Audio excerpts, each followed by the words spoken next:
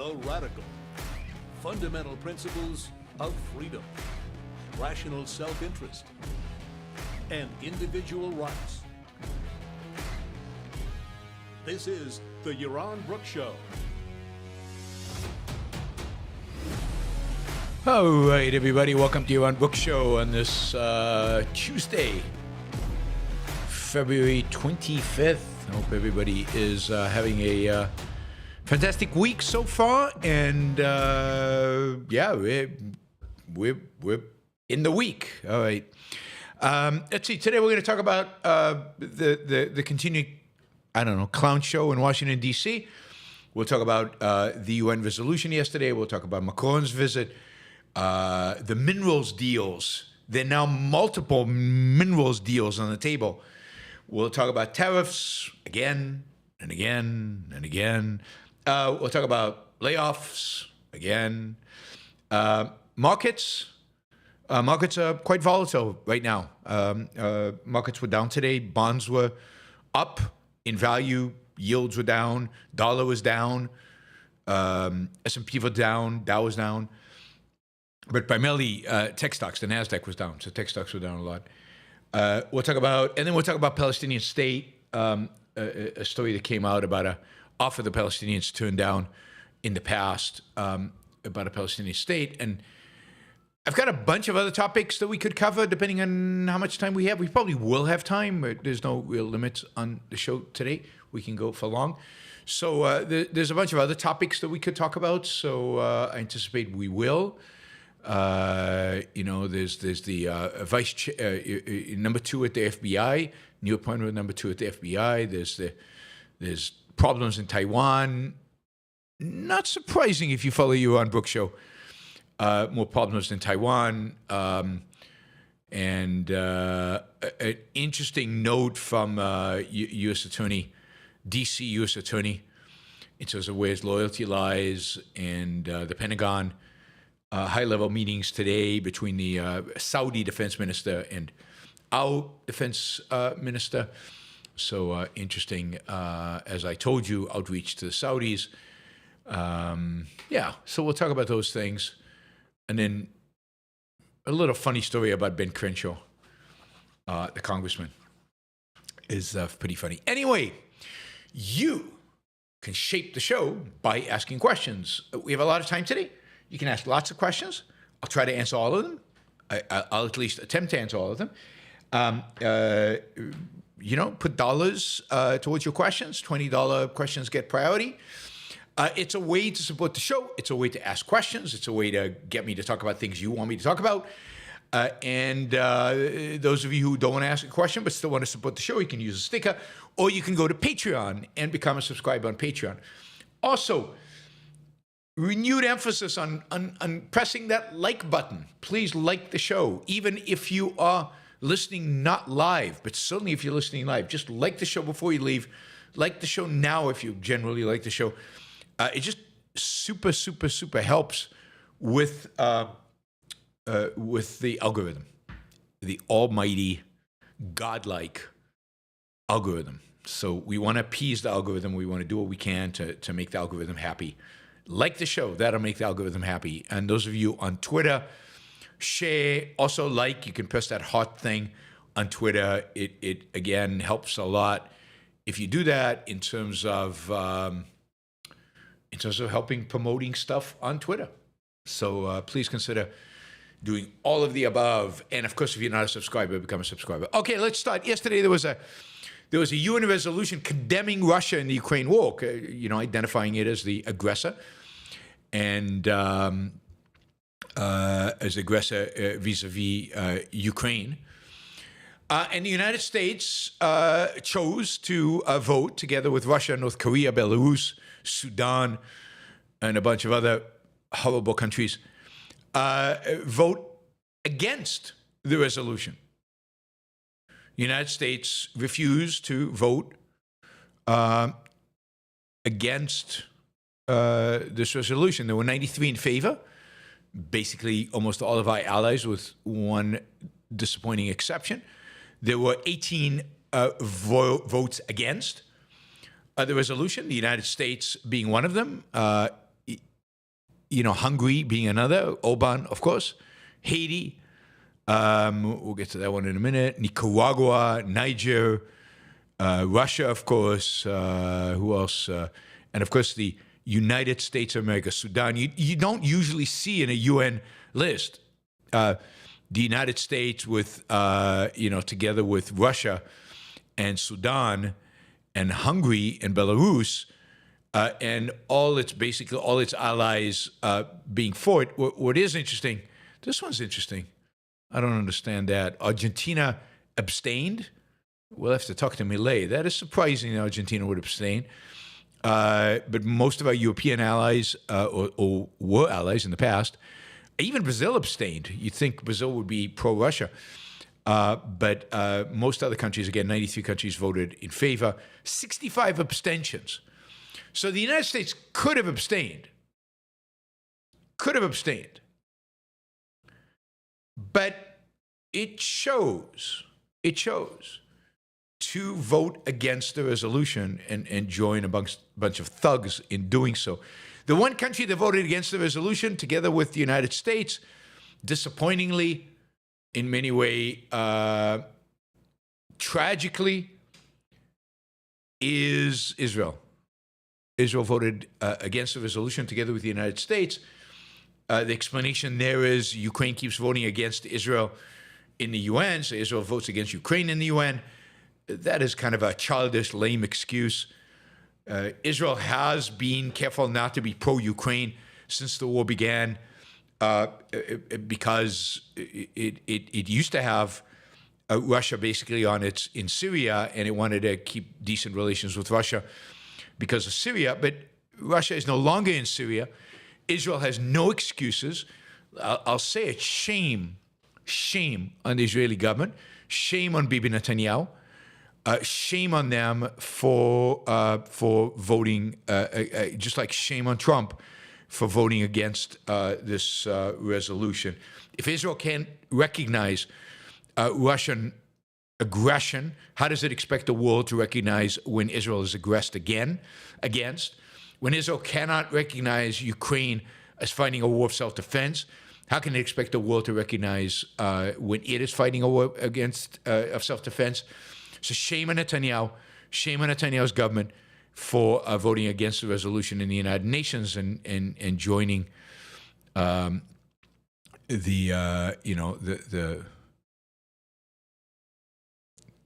horrible Trump administration in doing so. So pretty sad that these two countries are acting this way. Maybe Trump asked them to, and they won't do anything to upset Trump right now. Maybe that's the excuse. Even if that's the reason, it's still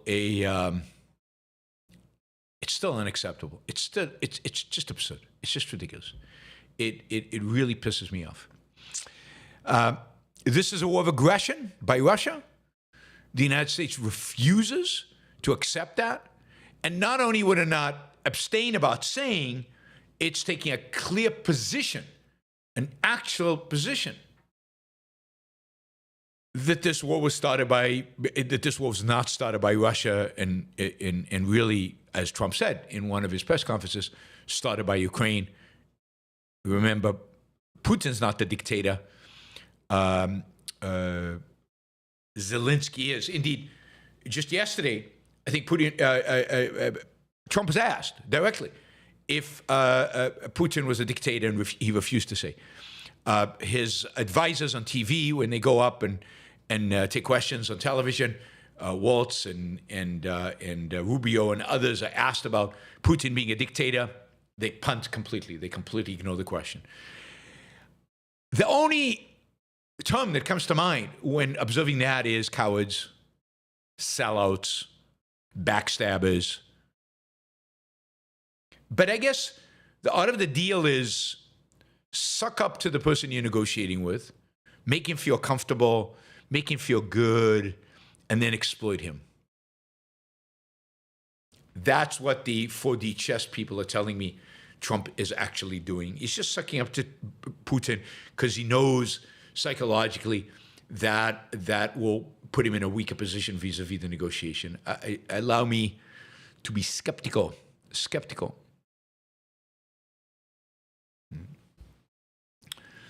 So, yeah, I mean, the United States just gave the middle finger to the free world, to its allies, to Ukraine, and the fact that Trump refuses to call Putin a dictator is. This was in a press conference yesterday. He just refused this. It's actually a video of Bernie Sanders going after Republicans and going after Trump over not calling Putin a dictator, and it makes you go, oh, Bernie Sanders, sometimes he's good. That's shocking. How can Bernie Sanders ever be good? He's not. But yeah, on an issue like this, he's better than Trump. Better than Trump. It's pretty sad, particularly given that Trump called Zelensky a dictator. Right. And note that you know, this is part of their strategy. Soften the audience up. Keep repeating Zelensky's a dictator. People start believing it, and people start believing that Putin's the good guy somehow. All right. So yesterday, the president of France visited Trump, and you know, I am no fan of Macron. Macron is a middle of the road, compromising nothing. He's a mixed economy. He's a mixed economy in spades. You know, he is you know, unprincipled, and he's not a good guy. But seating next to Trump, I was ready to anoint Macron president of the United States instead of Trump. I would take him in a heartbeat over Trump. I really would. I don't know if Alexis, one representative of the French nation, is on the chat right now. He doesn't live in France. He's way smart enough to have left France a long time ago. But he is, in his origins, French and follows French politics. And he appropriately hates Macron. But he was sitting next to Trump yesterday talking about Ukraine and stuff. And he makes complete sense. He sitting next to Trump, he says, no, Ukraine started the war, you know, Putin's a dictator, all this stuff he says right next to Trump. You can see Trump pulling faces. And then Trump says stuff about Europe support for Ukraine is just a loan, and it wasn't that much, and we gave them all this money. And literally Macron puts his hand on Trump's arm and says, wait a minute. And he corrects him. He fact checks him in the middle of a press conference. He's fact checking Trump, and Trump is pulling faces and doing hand gestures, going like this and stuff. Very unhappy. But Macron confidently, with no problem. You know, how many people in the world right now, how many people in the United States right now, particularly in the United States, how many Republicans would dare fact check Donald Trump on the fly in the middle of them sitting around and taking questions from the news? And you could see the faces Trump is pulling. I mean, I've got the video playing in front of me. It's pretty hilarious. Is Yaron breaking out, or is it just me? Breaking out where? Where am I breaking out? To whom am I breaking out? I wish I was breaking out. Anyway, hail France. This, you know, as compared to the clown show we're experiencing around Ukraine, the French are, hard for me to say, but the French are principled and tough, and you know, we'll see what Europe does, but this is good to see. I love to see how Macron just dominated Trump yesterday, you know, and really humiliated him. And I don't know that Trump realized that, although the faces he pulls, he's realizing something's going on. But the difference between the two were so stark and so significant. Yeah, interesting.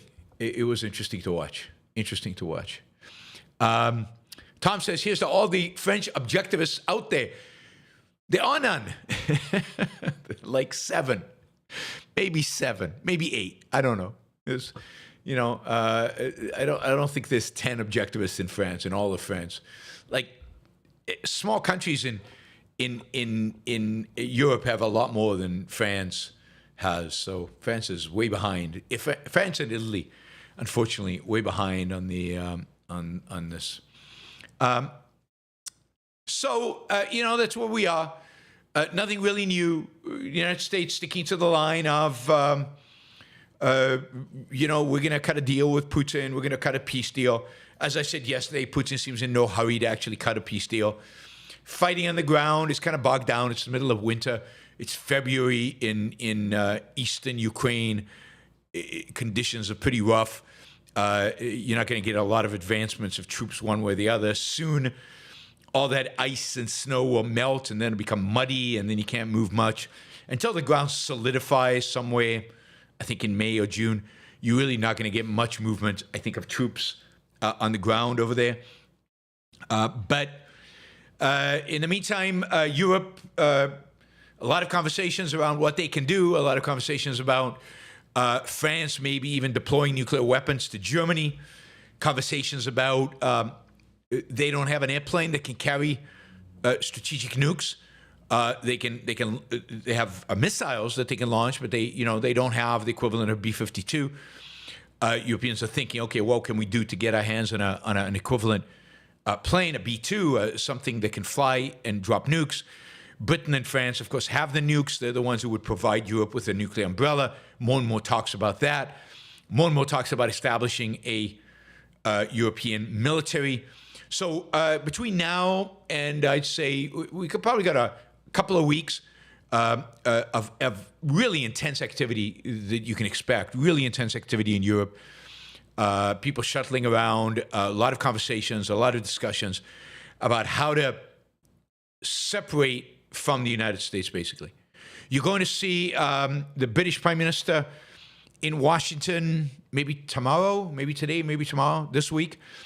Also coming, and I don't think Starmer is going to have the class and the ability to dominate Trump the way Macron did, but it will be interesting. Starmer is worse than Macron. He's a real leftist.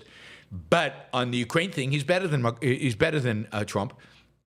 And it'll be interesting to see if he has the audacity, the guts, the balls to stand up to Donald Trump. So very likely no. Very likely no. So, these are the small steps of German leaders standing up to Trump. We'll see when the new leader of Germany comes to the U.S. Slowly, they're standing up to Trump, and slowly they are trying at least to unify and to have a unified front. I think what ultimately Europe should do is if Hungary and Slovakia stand in the way of creating a EU military, if they stand in the way of bringing Ukraine into the EU, if they stand in the way of a European defense alliance, then they should just kick him out. Just throw them out of the EU, throw them out of NATO, well, they don't need to throw them out of NATO, throw them out of the EU and form and do whatever you need to do without Orban and I forget the guy's name at the head of Slovakia. Both are pro-Russia. Okay, one other twist here. As you know, ongoing negotiations. Any minute now, Zelensky is going to sign the minerals deals with the United States. We are told by the United States constantly. Zelensky shows no inclination to sign that deal. He just got a boost, Zelensky did, just as an aside. He just got a boost from his own parliament. The parliament voted overwhelmingly.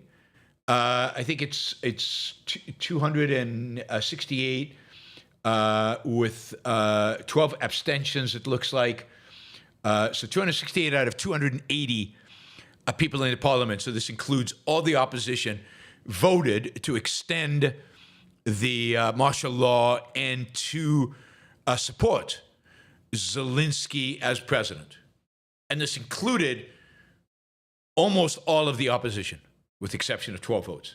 So he just got a boost to his claim that he has the full support of Parliament and the support of the Ukrainian people. Again, even the opposition voted for it. Anyway, Zelensky does not seem inclined to sign this minerals deal with the United States. So Putin yesterday stepped in, and Putin said, hey, I'll do a deal with the U.S. You know, we in Russia have a lot of minerals. And by the way, a lot of the territory we occupied in Ukraine has a lot of minerals. And we know you guys are struggling with aluminum. You know, you put on tariffs on aluminum, and so the supply is limited and you need more aluminum. And we are willing to supply you with 2 million tons of aluminum.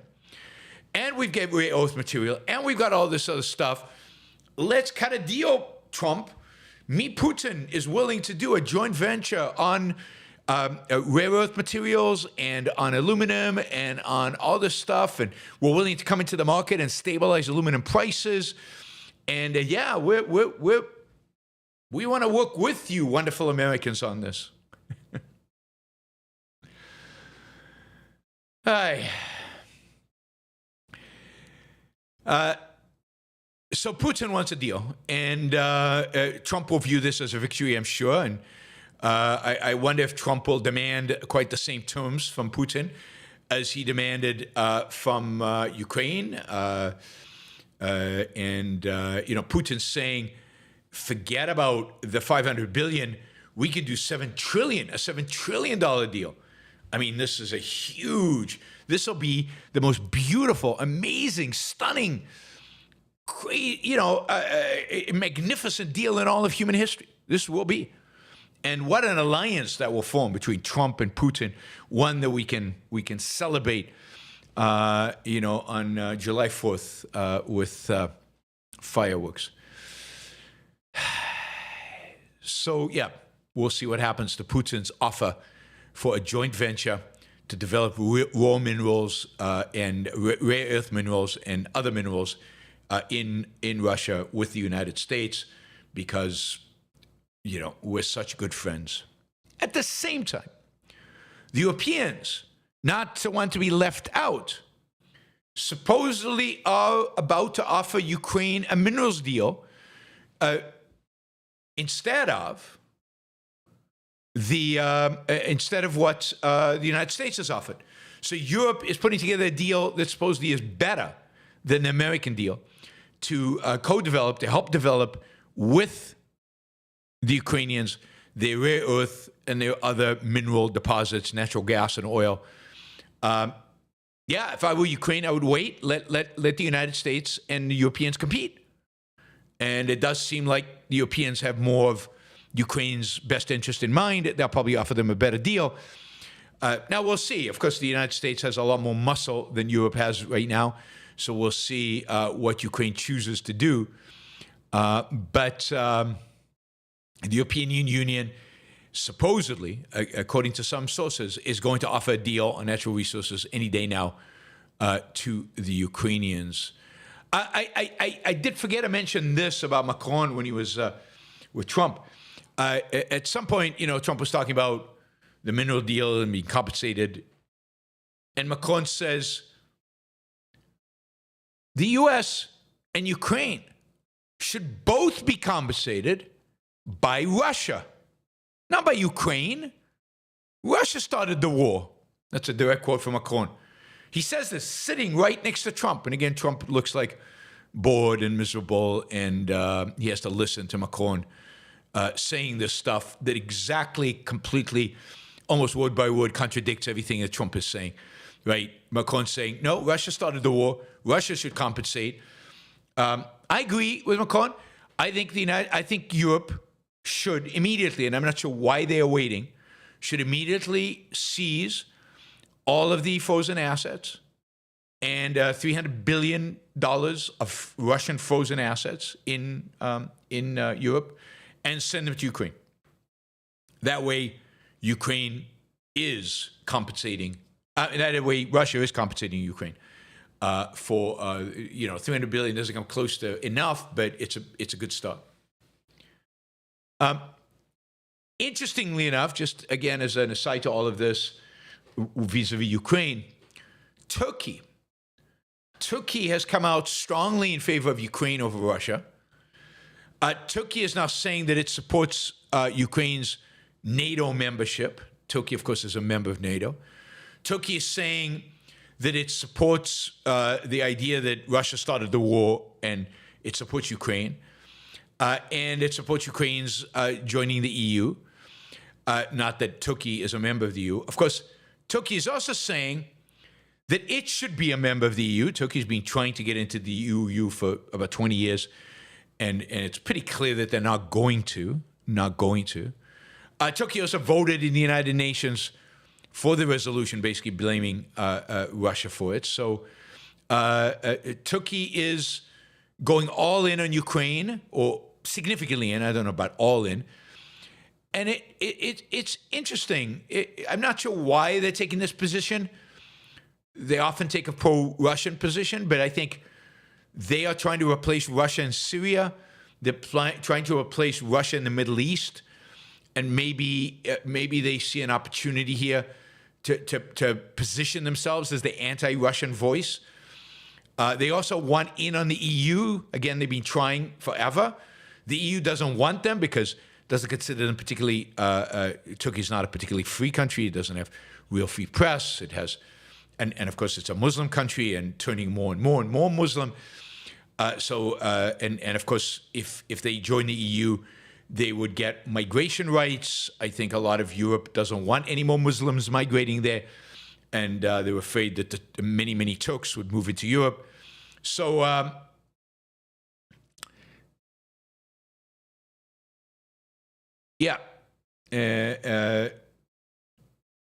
Turkey is trying to get into the EU, but its chances are slim to none. I think at this point, it's safe to say that the chances are zero to actually get into the European Union.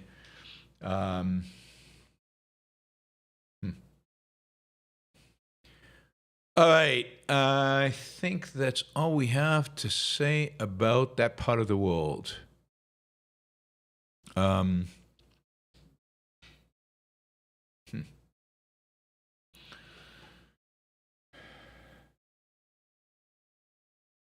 right, although there's breaking news right now. Again, don't have confirmation of this, but breaking news right now that the mineral deal with between the United States and Ukraine is being finalized. The United States dropped the demand for $500 billion revenue, so that is off. You remember Trump said we gave you $500 billion, which is complete nonsense. I want that money back. So it's going to be some kind of joint development of Ukraine's oil, gas, and mineral resources. It establishes a fund where Ukraine will contribute 50% of proceeds from future mineral monetization, but it does not include a security guarantee that Kiev originally sought. Zelensky is expected to visit the White House to sign this deal. Well, that'll be interesting. So Zelensky is going to come to the White House to sign the deal. After Trump called him a dictator, it'll be interesting to see what happens there. I have to say, I'm disappointed. I didn't think Ukraine should sign the deal. There's no reason to sign the deal without a security guarantee. I'm glad they got the United States to drop the ridiculous $500 billion. But of course, the devil is in the details. Who knows what's in the details of this deal? It might not include anything that's substantial. Ukraine supposedly has $11 trillion worth of deposits, about 500,000 tons of lithium. Lithium, of course, required for batteries.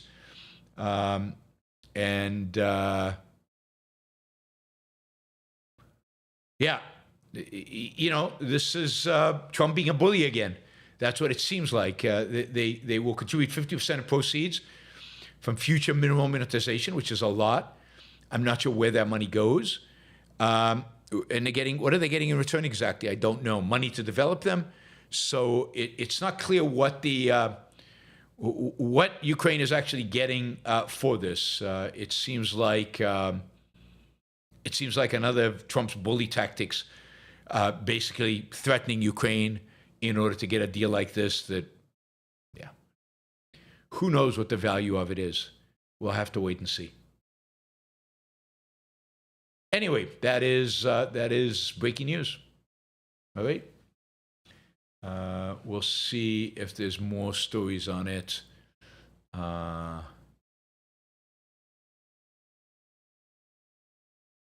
Yeah, I don't see any confirmation yet. We'll see.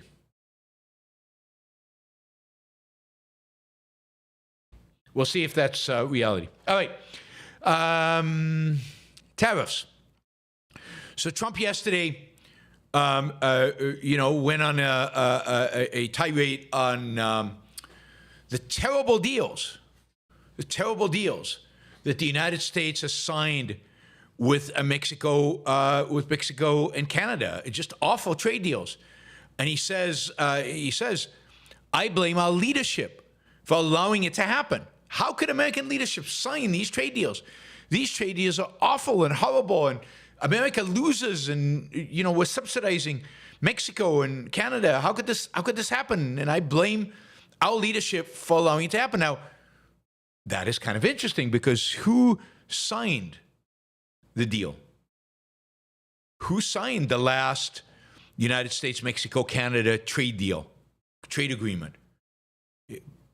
Because when Trump came into office 2017, he said, I'm going to renegotiate NAFTA. NAFTA is no good. So he did. He renegotiated NAFTA.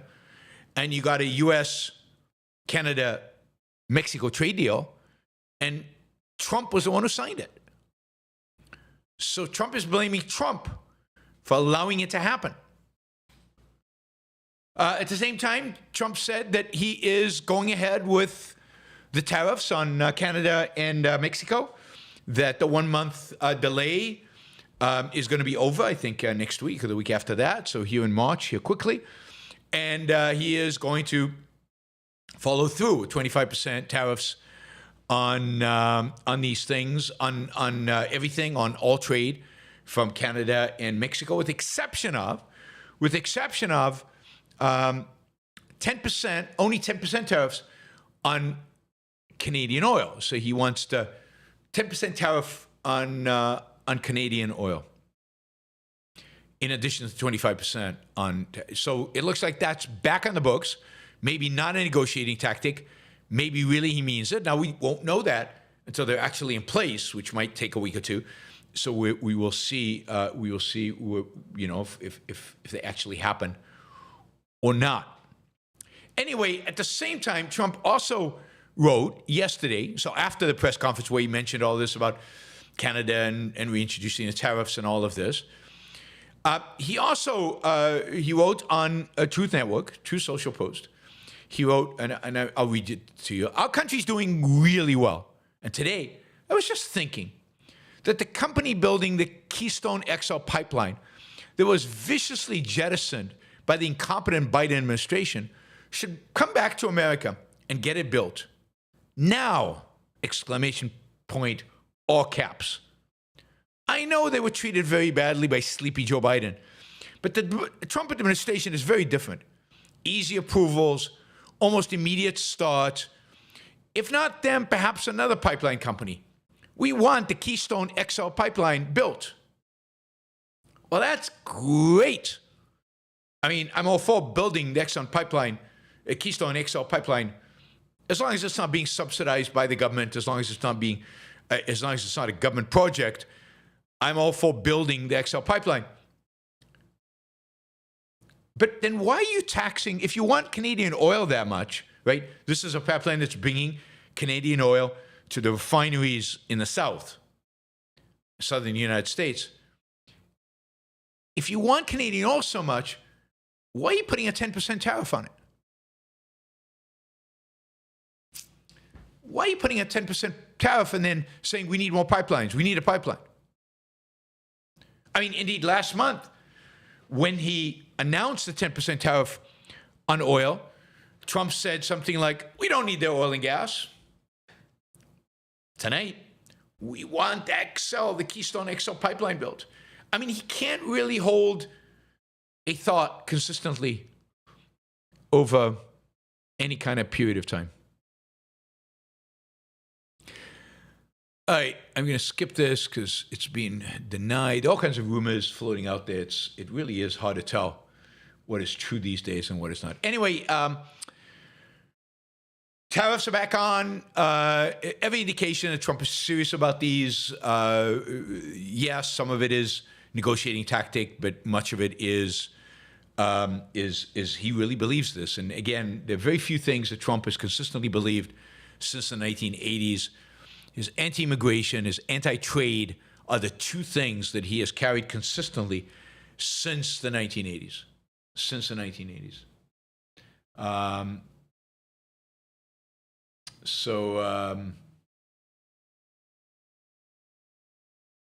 That'll be interesting.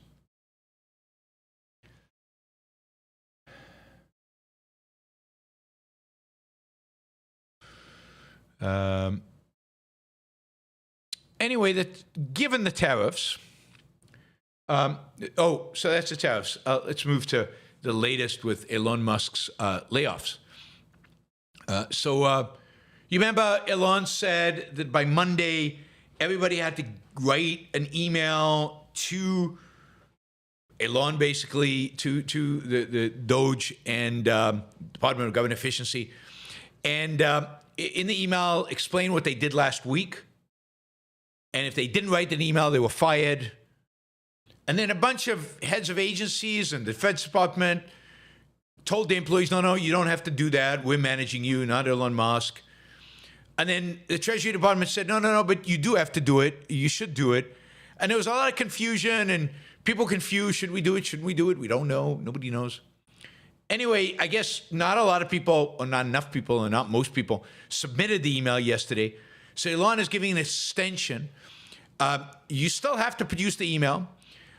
I guess even if your department head says you don't, you do, Elon says.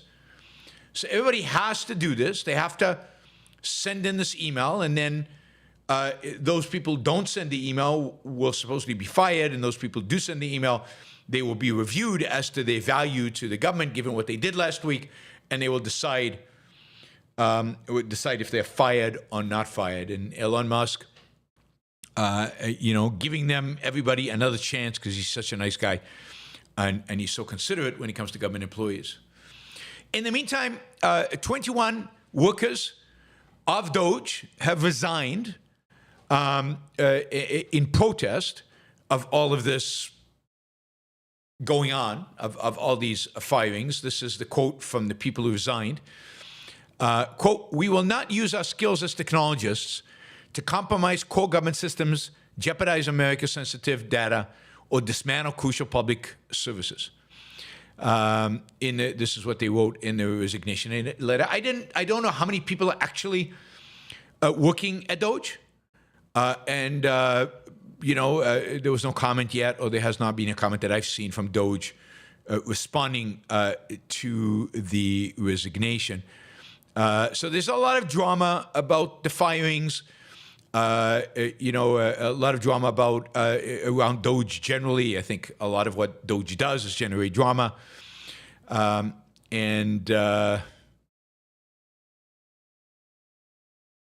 Office of Personnel Management yesterday, as the deadline was approaching, told them to ignore Trump, to ignore Musk, but then today, Musk said, "But the president has given me this authority, so failure to respond to a second time will result in termination."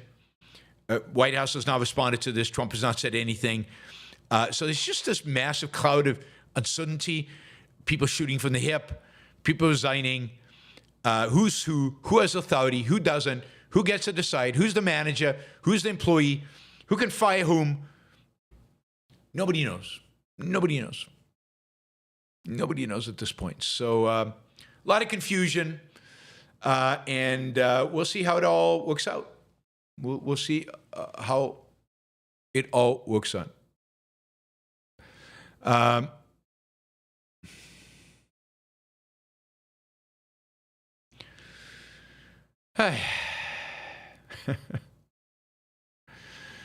Yeah, and of course, different people in the administration are going on the news and commenting on this and supporting Musk. And, Kelly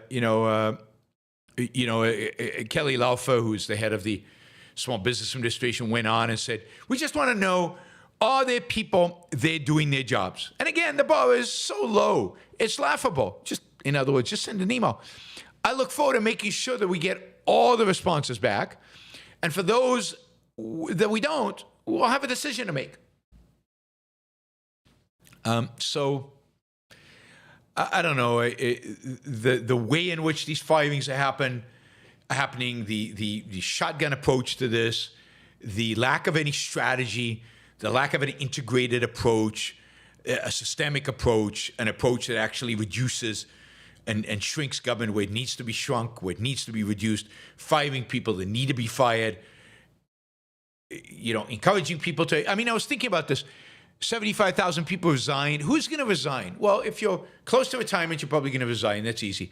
A second type of person who's going to resign is if you're really good at what you do and you're very confident that you can find a job in the private sector, you're going to resign. And who's going to stay? People who lack any confidence to find a job in the private sector because they're not very good employees. It's kind of what you're doing is adverse selection. You're incentivizing your worst employees to stay and your best employees to leave. And who's going to write these emails? Staff that desperately needs these jobs. Staff that is not desperate. Staff that's good at what they do, that have really, really exceptional performance evaluations. They're not going to. They might not fill in. Yeah, fire me. They fire me. I'll take my severance and go find a private sector job. It's the people who can't do that. They're the ones who are going to stay in government. Now, I don't care that much because I think 80% of government employees should probably be fired. But this is not the way to do it. This is not the way to do it.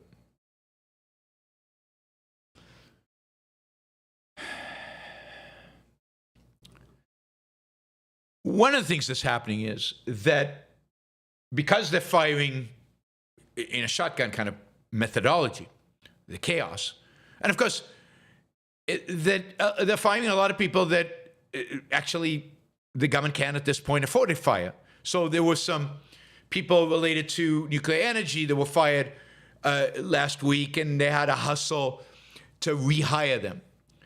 The FDA fired a bunch of people, and they now had to hire them again. So FDA works to reverse layoffs, rehire lost staff, because they suddenly realized, oh, no, we actually need these people.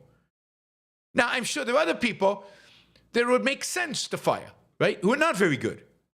But you're not doing it based on performance. You're not doing it based on need. You're doing it based on need of the agency for the employees. You're doing it based on whoever wants to leave. You're doing it based on whoever doesn't reply to an email. You're doing it based on how long have they worked, a seniority. So the most junior people get fired. That's where the talent might be. It's just haphazard, stupid, ridiculous. I have given, on a number of shows, I presented detailed programs on how I would go about doing this. And it's hard. It's hard.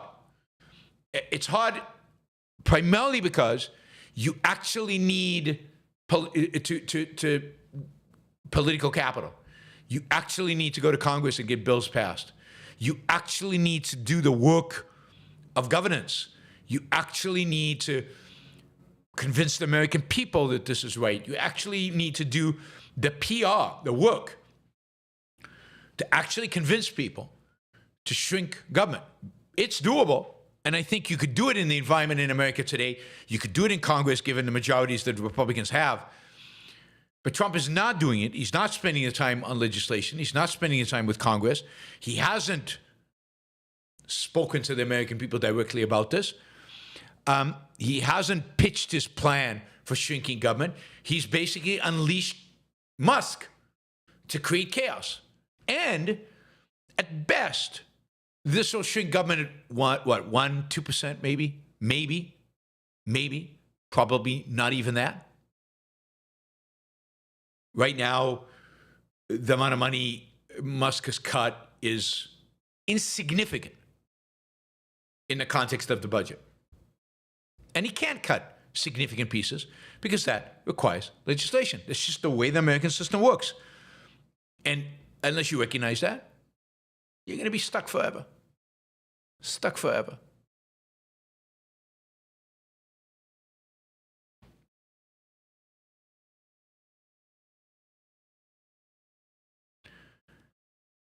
All right, let's see. Yeah, I want to say a few things about markets. And I think markets are responding here to the chaos in Washington. They're responding to the doge, whatever you call it. You just clown show the inconsistency, the lack of strategy, the lack of vision. The market's also responding to the tariffs. I know I'm just repeating myself over and over again, but tariffs are a horrible, unbelievably bad economic idea. There is no good that comes out of tariffs. Whatever you want to achieve, tariffs is not the way to achieve it. It just, unless you want to achieve economic decline. Tariffs are not exactly going to collapse the U.S. economy. The U.S. economy is so robust, it would take more than that. But tariffs will just slow whatever is happening. Positive will slow it, and whatever's happening negative will accelerate it. They're just bad. They're just bad economics. Again, they're not the be-all, end-all. They're not going to end the world as we see it. But they are bad, and they are destructive, and they raise the cost of living for all of us, and they reduce competitiveness of American companies, and they don't bring in a lot of revenue, and they won't allow the government to cut income taxes. People delude themselves into thinking they're just a drag on the economy. A drag. Maybe it's not a massive drag. Maybe this is not what'll throw us into a depression or even maybe a recession. But if we're going to grow 2%, we now grow at 1.5%. Going to grow at 1%, now we're going to grow at 0.5%. That makes a big difference. A big difference in people's lives, and certainly a big difference into the future because it all compounds. Anyway, you got tariffs. You got huge uncertainty about the government. The budget, they're still fighting in Congress about what the budget's going to look like. There's supposed to be a vote tonight in the House on the framework of the budget. But they basically need to get almost every Republican to vote for it. And there's a handful of Republicans that have said they won't vote for it. And if Johnson gives in to the demands of the handful of Republicans who won't vote for it because it's not cutting spending enough, then the moderate Republicans are not going to vote for it because it's cutting spending too much. So you've got a Congress that's dysfunctional, Republican Party more broadly that's dysfunctional.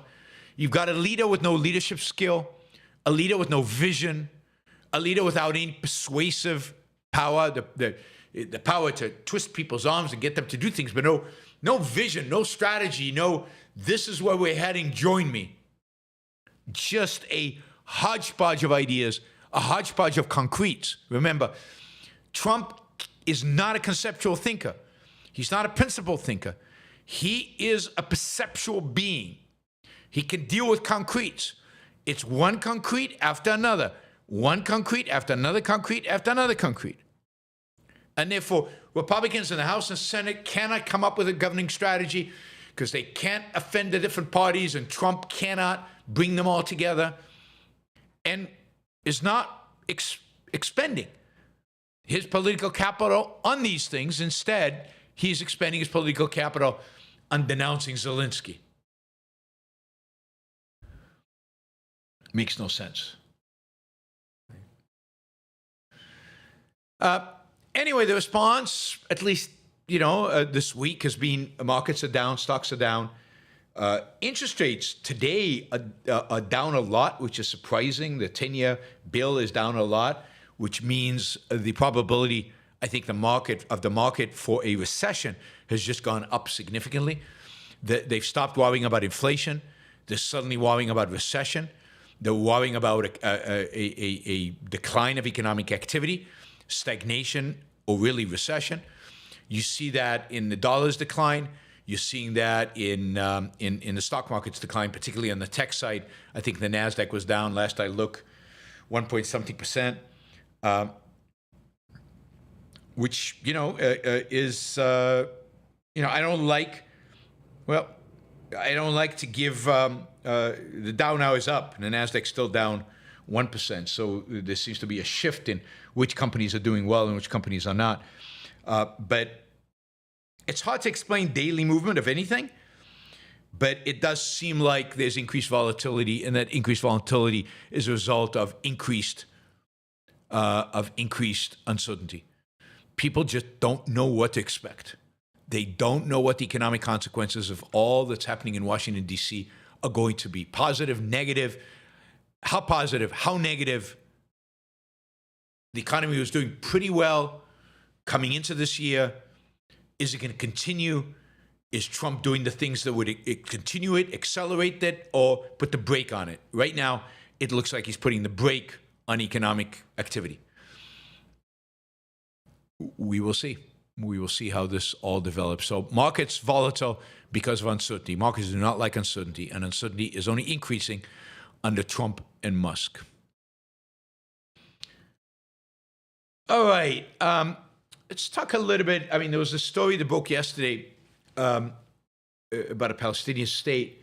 Story broke yesterday from an interview with Ehud Olmert. Ehud Olmert was the Israeli prime minister in the mid 2000s, 2008 or so, and it turns out that during that period, he actually sat down with Mahmoud Abbas, the head of the Palestinian Authority. This is after Yasser Arafat had already died, and he sat down with Mahmoud Abbas and basically tried to negotiate a peace deal, and in this case, a deal that would create a Palestinian state. Ehud Olmert was a right-of-center politician, and this was going to be a right-of-center peace deal. And again, he sat down with the Palestinians, with the leader of the Palestinians in 2008, and they negotiated. And Israel agreed in that negotiations, basically to grant the Palestinian Authority a Palestinian state in 94% of the land that constitutes the West Bank and all of Gaza Strip. So they were going to get 94% of the land that they wanted in order to establish a Palestinian state. There was going to be some swapping of lands where Israel has settlements that would become part of Israel, and in exchange, Israel would give part of Israeli land that is today Israel, to the Palestinians. This was going to happen both, the Israel giving the Palestinians land was going to happen both in the West Bank and the borderlines of the West Bank, but also in Gaza. And this is something that was going on in 2007-8. It was supported by President Bush. There was a conference in Annapolis, and there was a joint statement put out with the Saudis and Qataris who participated. Quote, "We agree immediately to launch good faith bilateral negotiations in order to conclude a peace treaty, resolving all outstanding issues, including all core issues without exception, as specified in previous agreements. We agree to engage in vigorous, ongoing, continuous negotiations and shall make every effort to conclude an agreement before the end of 2008. Supposedly, Olmert and Abbas met 36 times, and negotiators, others, met over 300 times over a period of 10 months. Condoleezza Rice, who was Secretary of State, was active in the whole process, and it seemed like it was moving towards some kind of conclusion that would have created a Palestinian state. After a year of detailed negotiations with 12 teams tackling each of the key issues, the process culminated in late August, September 2008, with an Olmert offer for a sovereign Palestinian state, and it was handed to the Palestinians. And I'll just read from this.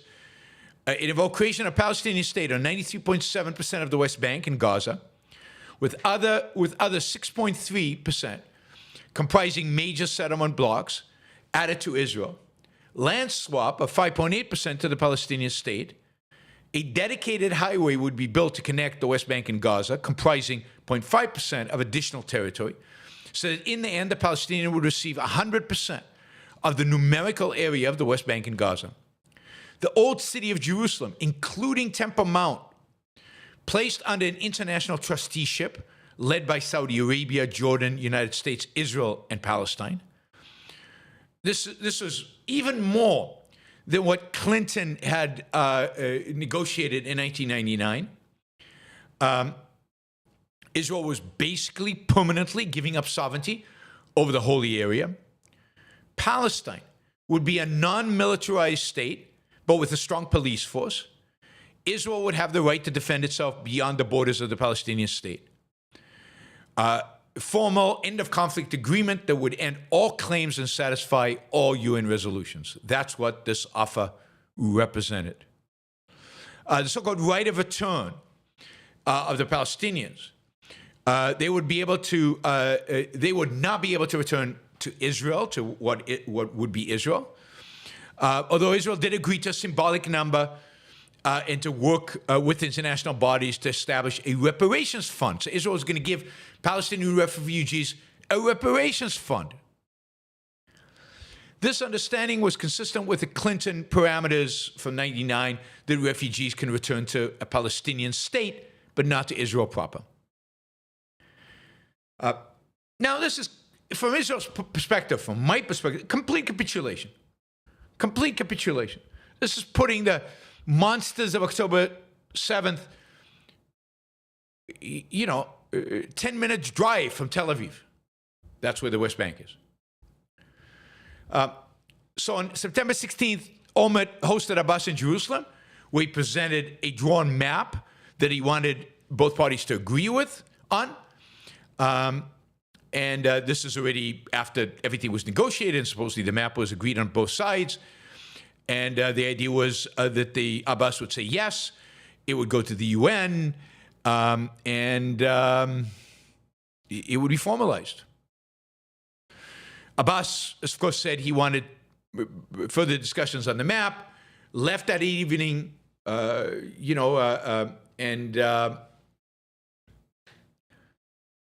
Olmert agreed to have further negotiations.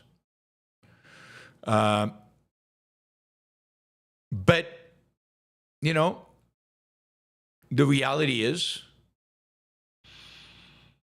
the Palestinians never showed up for a planned follow-up meeting the next day.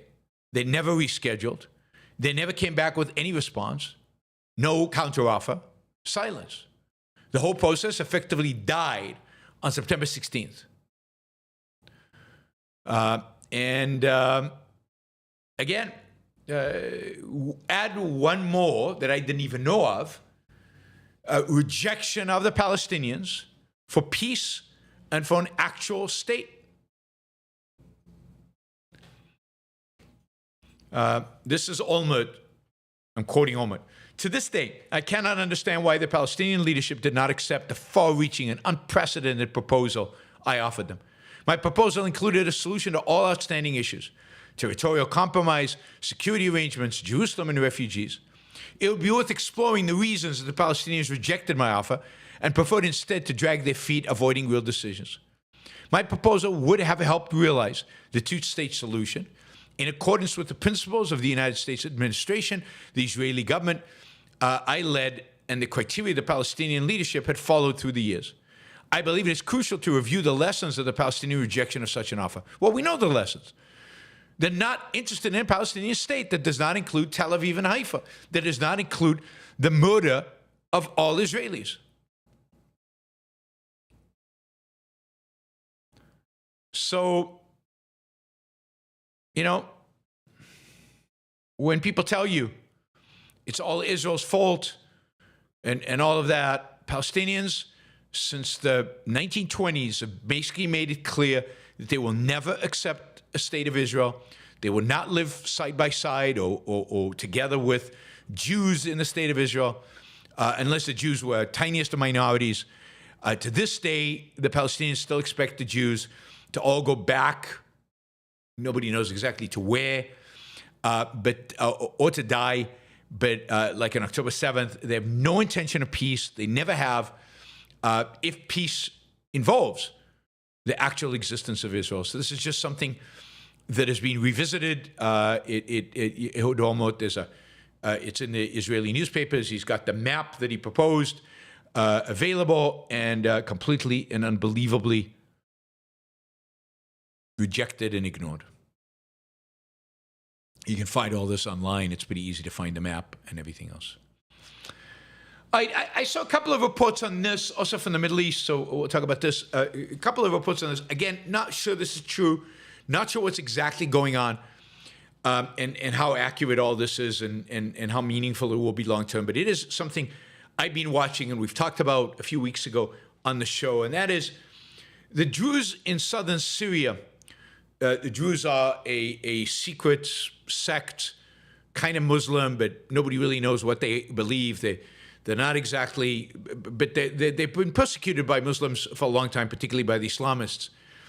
Anyway, the Druze have a large population, many villages in the south of Syria.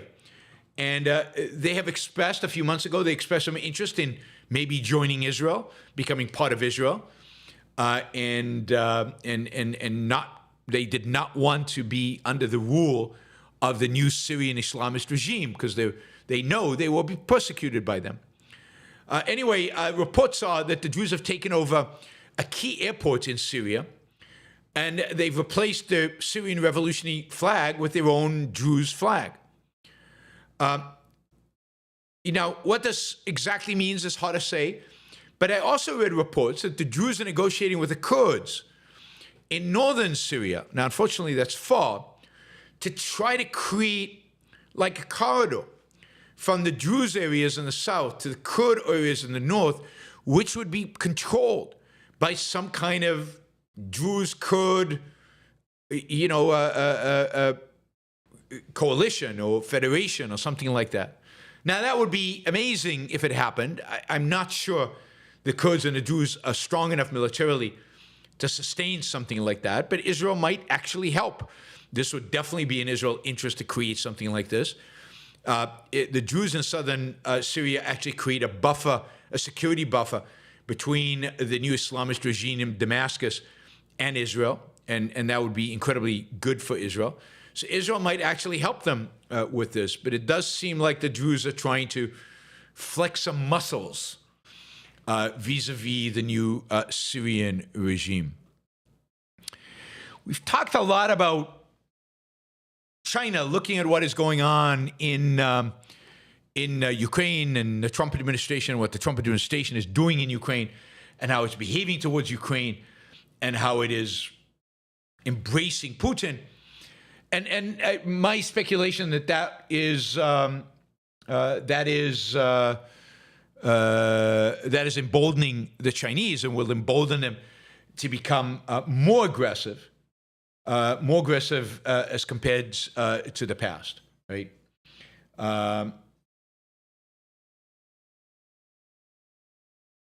Well, I mean, I don't know if this is connected. It's hard to tell, but it just happens to happen today. The Taiwanese Navy today detained a vessel, a Chinese vessel, Chinese crude cargo ship, the Hong Tai, after it was suspected of severing an undersea internet cable between an island that belongs to Taiwan and the mainland of Taiwan. The ship is registered under a Togo flag, but is linked to Chinese interests, and its crew is 100% Chinese. The ship was found loitering suspiciously near the area where the cable was damaged, and Taiwanese authorities are investigating this. So would this shock anybody, particularly given how many cables in the Baltic Sea have recently been snapped by Russian and Chinese related ships? This seems to be a strategy, also a test to see what kind of response it'll get. And it will definitely be interesting to see, what exactly what exactly happens. Here. Again, I expect tension between Taiwan and China, initiated by China, to increase because of the perceived weakness of the Trump administration. Trump is weak. China will get emboldened. I think you all know that Trump is appointed as the new FBI deputy director a podcaster by the name of Don Bongino.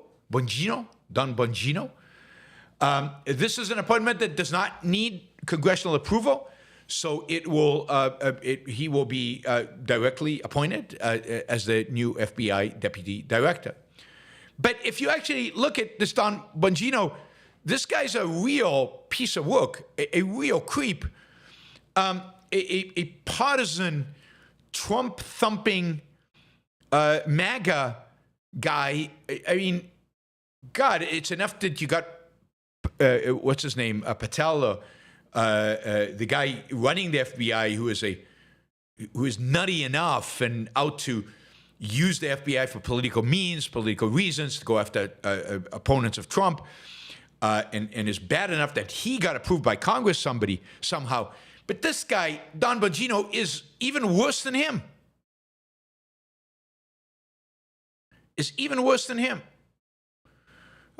says stuff regularly like Trump shouldn't pay any attention to judges who rule against him. He should just ignore them. He has railed against anybody who opposes Trump, anybody on the left, and promised or before he got the appointment, said there was going to be retribution. We're coming after you. We're going to get you. All this stuff. This guy is really, really, really bad. He sounds like a gangster. He talks like a gangster. He makes promises like a gangster. We now live in a world in which the gangsters have taken over the FBI. So I'm looking for good news from the Trump administration. I guess the good stuff is happening, but it's not being reported. It's kept quiet. I'm sure there's good stuff happening in commerce. Not commerce. Commerce is awful. I'm sure there's good stuff happening in energy and in the EPA and places like that. There's probably good stuff happening, but there's so much bad stuff happening at the periphery. Another example, Edward R. Martin, the interim U.S. attorney for the District of Columbia. So this is a federal appointee as the U.S. attorney for the District of Columbia, put out a statement saying, he signs this, United States Attorney, District of Columbia. This is a statement. As President Trump's lawyer, we are proud to fight to protect the leadership of our president, and we are vigilant in standing against entities like the Associated Press that have refused to put America first. Talk about gangsters. U.S. attorneys are not Trump's personal lawyers. Not Trump's personal lawyers. And they're not there to protect the leadership of the president. They're there to follow and protect the rule of law. They're responsible for the rule of law. This administration has the potential to do more damage to the rule of law than maybe any president in American history. What they're doing is just unbelievable. The Department of Justice is not the personal lawyers of Trump, although Trump is dealing with them as if they are. Their job is to follow the Constitution. Remember that document? Constitution.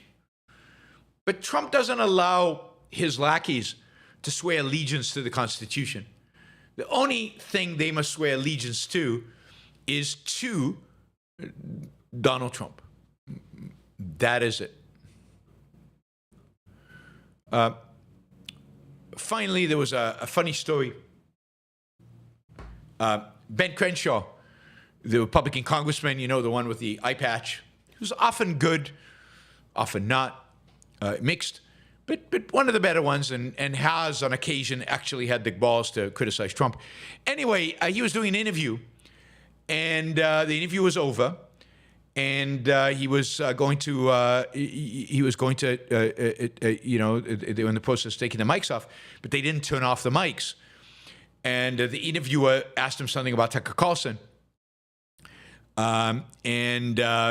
Crenshaw's response was that he would not do an interview with Tucker. He refused to do an interview with Tucker, and he says, this is a quote: "I would kill him if I saw him. No, seriously, I would kill him." Now, my opinion of Dan Crenshaw just went up dramatically. Anybody whose instinctual inclination is, when I see Tucker Carlson, I want to kill him, is a good guy in my book. I mean, I don't expect him to act on it, and I don't think he would. But the fact that that is his attitude towards the lowlife that is Tucker Carlson, is the right approach. I mean, Tucker Carlson is one of the most damaging things to America right now. He is a horror, right? Of course, Elon Musk came in. Why is Crenshaw homicidal regarding Tucker? Tucker came in. Why don't you come sit for an interview and we'll see how you do? I'll send you my address. So everybody's piling on Crenshaw. Of course, all of Tucker's fans, and we know there are millions of them, even though, Tucker Carlson has been just horrific on so many key issues. It doesn't really matter. That's what they love about him.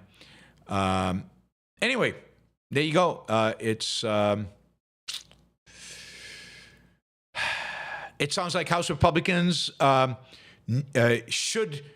People are calling them to censure Dan Crenshaw. No, I think Dan Crenshaw showed some guts and balls.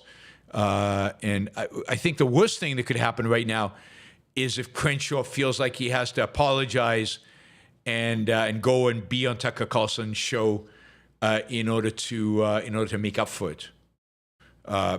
Representative Marjorie Taylor Greene, our cornerstone of rationality, reason, and objectivity, tweeted, Dan Crenshaw, did you threaten to kill my friend, Tucker Carlson? Oh, my God.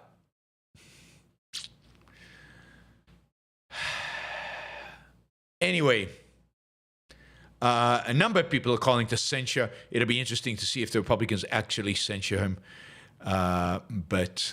Anyway, as I said, I think, I wouldn't use those words. It's not good to say I will kill him in any context. You never know how that's going to come back and bite you. In this context, it has with Ben Crenshaw.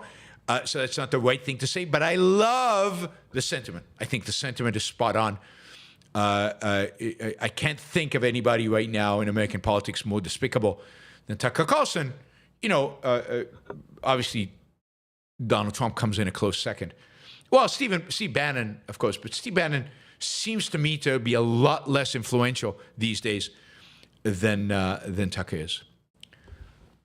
All right, that is the news for Tuesday, February 25th. As I'm watching the stream of news come by, there's constantly breaking news. It does look like the Financial Times is now saying, I don't know if the Financial Times, this makes it official, that there is a final version of the minerals deal.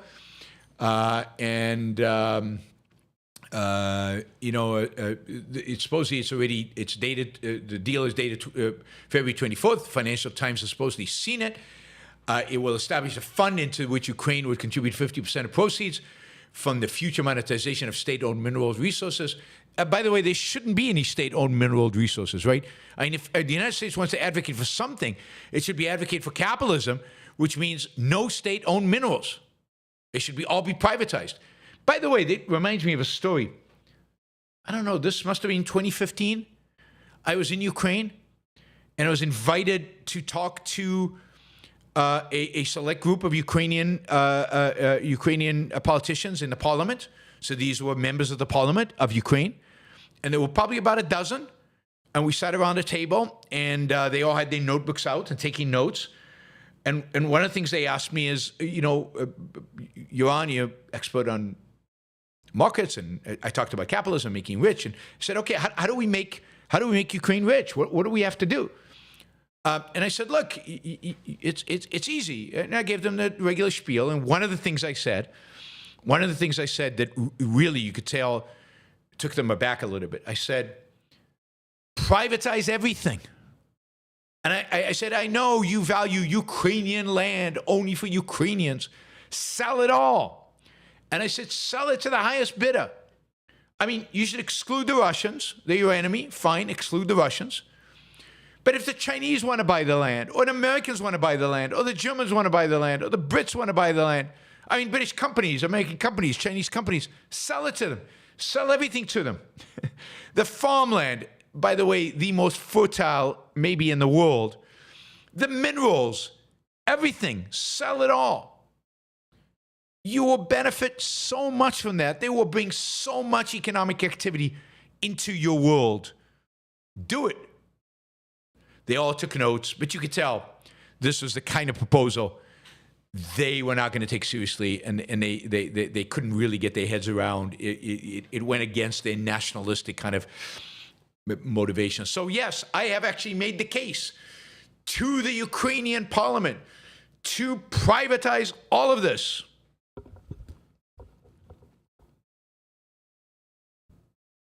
And 100%, there should be no state-owned minerals in the United States. The tradition has been that minerals are privately owned. The state doesn't own them. And even when a state owns the land is leased to mineral companies who exploit it. And in that sense, the minerals are the company's minerals. They pay a royalty to the government. Now, even that is wrong, right? All that land should be privatized. All that land should be sold. But it's even worse for the Ukrainians, because the Ukrainians need the private sector. They need a capital to flow in. They need the investment, and the potential upside economically is massive from these minerals, but they should not do it in a state-owned entity. That is the least efficient, least productive, and least beneficial to the Ukrainian people. Don't learn from Saudi Arabia, where everything is state-owned, minerals. Learn from the United States. Anyway, and the United States is pretty much the only country in the world that does this. Every other country, the state owns the mineral rights. It's one of the many, many reasons the U.S. is so much richer than anybody else. So this will involve all state-owned mineral resources, including oil and gas and associated logistics. The fund would invest in projects in Ukraine. This excludes mineral resources that already contribute to Ukrainian government coffers, meaning it would not cover the existing activities of certain mines that the Ukrainians already have, and it wouldn't cover the existing gas and oil production that is happening in Ukraine. The agreement also omits, though, any reference to U.S. security guarantees, which Kiev had originally insisted on in return for agreeing to the deal. It also leaves crucial questions such as the size of the U.S. stake in the fund, right? So it's not clear the 50% is going to be contributed to the fund, but how much of that is the U.S.? Again, lots of details to be figured out here. And the terms of joint ownership still need to be, firmed up. It might turn out that this deal is more to boost Trump's ego than have any real application. So the U.S. gets a stake in future development, but not current development projects. Plus, the revenues get invested back in Ukraine, and it's not even determined how much stake the U.S. will have in the fund. Seems like a fig leaf to continue. It seems like a fig leaf. So that is from the Financial Times, the breaking story about all of this. By the way, Bitcoin is down a lot today. If any of you care, I don't know if any of you care, but it was down, almost 10% earlier. It's down 7% right now, so it's below 90,000. Again, consistent with the Bitcoin is highly correlated with tech stocks. When the NASDAQ is down, Bitcoin is typically down. And it's got a high beta, so it goes down. If the NASDAQ's down 1%, Bitcoin will be down 7%. That's kind of the relationship between them, something like that. All right. We'll see how all this works out. I'll keep you updated. Of course, we will continue on a regular basis. All right. Remind you, Alex Epstein is a sponsor of the Yaron Brook Show and sponsor of the Yaron Brook Show. And he has a great Substack at alexepstein.substack.com, where you get talking points about all things energy, fossil fuels, environmentalism, and climate change. He has, I think, real insight into the Trump administration's work on energy. We'll probably have him on the show soon. Well, not very soon, but sometime before the summer to talk about that. Hopefully he'll agree to do that. And to talk about what's going on with the Trump and energy, so we get some good news for a change. And generally, Alex Epstein is one of the most worthwhile people to read out there in the world today. So please go to Substack, subscribe, and support what he's doing. You can also access Alex AI, which gives you answers that based on Alex's being trained on Alex. AI trained on Alex. That's kind of a scary thing, but there it is. Also, a sponsor of the show is the Ayn Rand Institute. The Ayn Rand Institute is encouraging people to join the Ayn Rand University as auditors. You can sit in the classes, you can ask questions, you can participate, or you can watch them later on video. You can go to office hours. You're like a student, you just don't get graded, you don't have homework and exams. You can sign up. One of the classes coming up is going to be a 32-hour class. That is 16 sessions of 2 hours, taught by myself and Don Watkins on capitalism. What is it?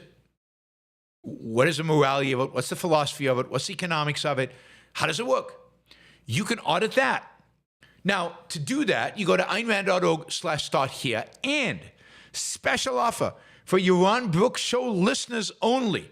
You can get a 10% discount on the auditing price, whatever it is, by typing in the discount code YBS10. YBS10 for a 10% discount. So go do it. All right. Also, we are doing great on our super chats. We are like, what are we, $73 short of our second hour goal. So please consider supporting us. I haven't seen a lot of stickers today, and we do have quite a few watches. So please come in and do a sticker to help us get to the $500 second hour goal. We might be going for 3 hours. So in that case, we'll be seeking $750 to reach that total goal. So please come, do a sticker, ask a question, participate, engage, make a comment, go in the chat, do something. Todd, thank you. Todd just did a sticker for $20. All of that really, really helps and gets us closer to our goals. So please consider. But you can also do $1.99 or 99 cents. Main thing is to offer value for value. Be a trader. Engage with trade. Eyal just did 6 shekel. That's between $1 and $2. That's great. Thank you, Eyal. And finally, for those of you who really want to support the Yaron Brook Show on kind of an ongoing basis and really contribute to what I do, remember this show is completely funded from listeners like you. You can go to Patreon and put in the Yaron Brook Show and make a monthly contribution there. That is that and on PayPal, which is the other place you can make a monthly contribution. That is the major source of funding for this show. That is what contributes the most to making the show possible. You can be a part of that. It would be great. By the way, if you make the contribution on Patreon at $10 or above, you can get an ad-free, no advertising, free podcast. You will get a RSM feed for your favorite podcasting app where you can listen to the Yaron Brook Show on headphones with no advertising. No advertising. So those of you who've been complaining about advertising forever, the solution is Become a $10 or more Patreon supporter and get that RSM and enjoy the Yaron Brook Show with no advertising, which is a lot more fun with no ads. Although I do get some income from the ads, so it is. This is why I have to charge $10 for the ad-free version, because I do get a non-trivial amount every month from the ads on the podcast. All right, what else do we want to do?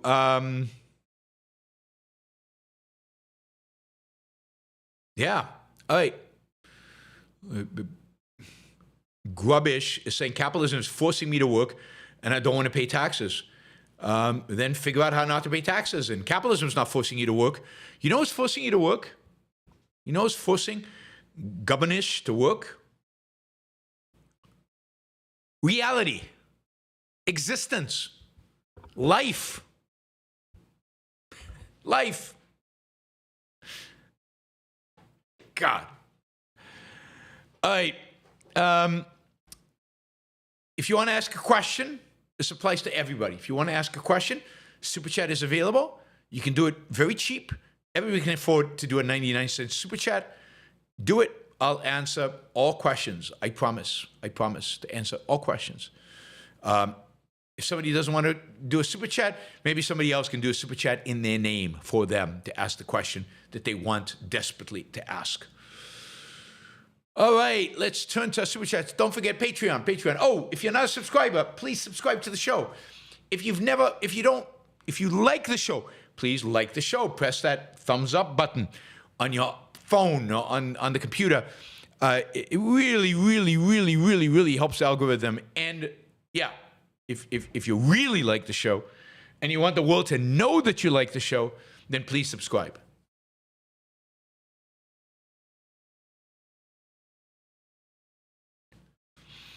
All right.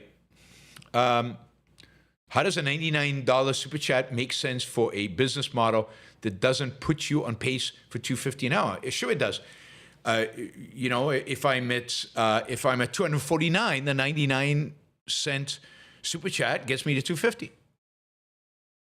And if everybody on the chat right now, 146 people, do 99 cents, then I will get to, you know, way above the 2-hour goal. I'll get to over 500. So every dollar counts. And with 99 cents, everybody can afford it. So every dollar counts. I don't know. Start giving up on dollars. Where's the limit? Well, $5. $5 not a lot. $5 doesn't matter. We should give up on that. $10 doesn't matter. Where does it end? Only people who do. And plus, the 99 cents is a great opportunity for you to ask a question. And a great opportunity for you to express support. Even if it doesn't really matter that much, it's just $1, it's a way of expressing support. It's a way of offering a value for value. All right, let's go to our Super Chat questions. We have a few, a lot of kind of $5, $10 questions, but a few $20 and $50 questions. So let's start with the $50 questions. And we will start with David. David says, can you steelman tariffs? Why are world leaders all so desperate to convince Trump to drop them? Well, because they're harmful. Tariffs, as I've said before, are lose-lose. So America loses if it adopts tariffs, but so do other countries.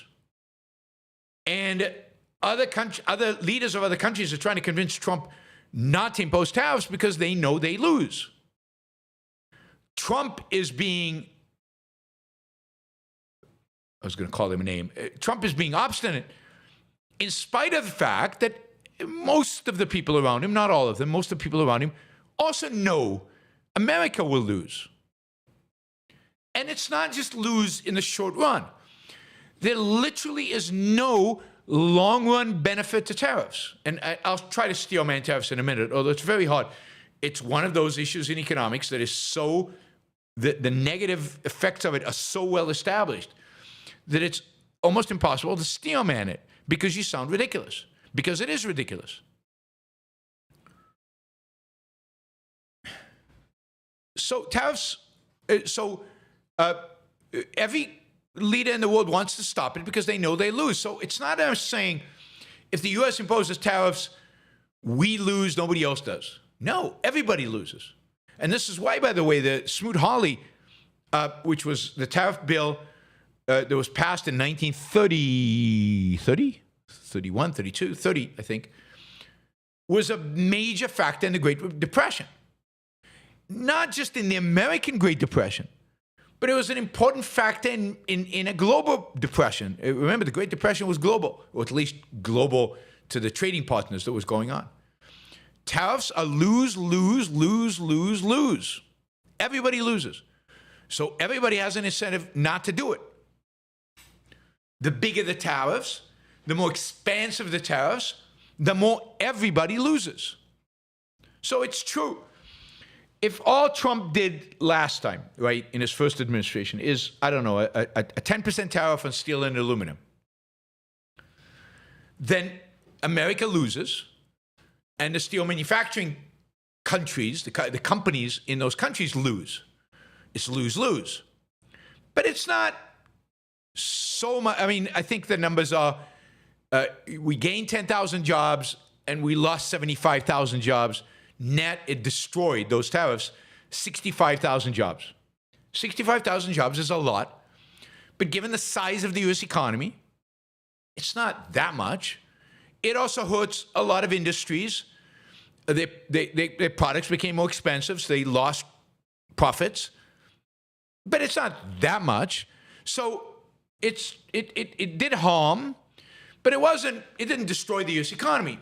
But now when you talk about 25% of all goods from Mexico and Canada, and then Canada will put tariffs and Mexico will put tariffs on American goods, again, lose-lose. Canada will lose and America will lose. Mexico will lose and America will lose. And then Trump wants tariffs universally he's going to have some kind of formula where depending on the tax policies and other policies of a country, subsidization policies, America will adjust the tariffs based on the policies of the other country. More lose-lose. Now it's not just steel and aluminum. Now we're talking about every product coming into the United States, the entire inputs,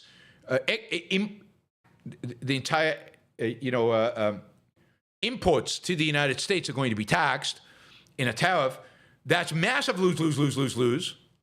That could really, really hurt the U.S. economy. And it's already creating massive uncertainty. So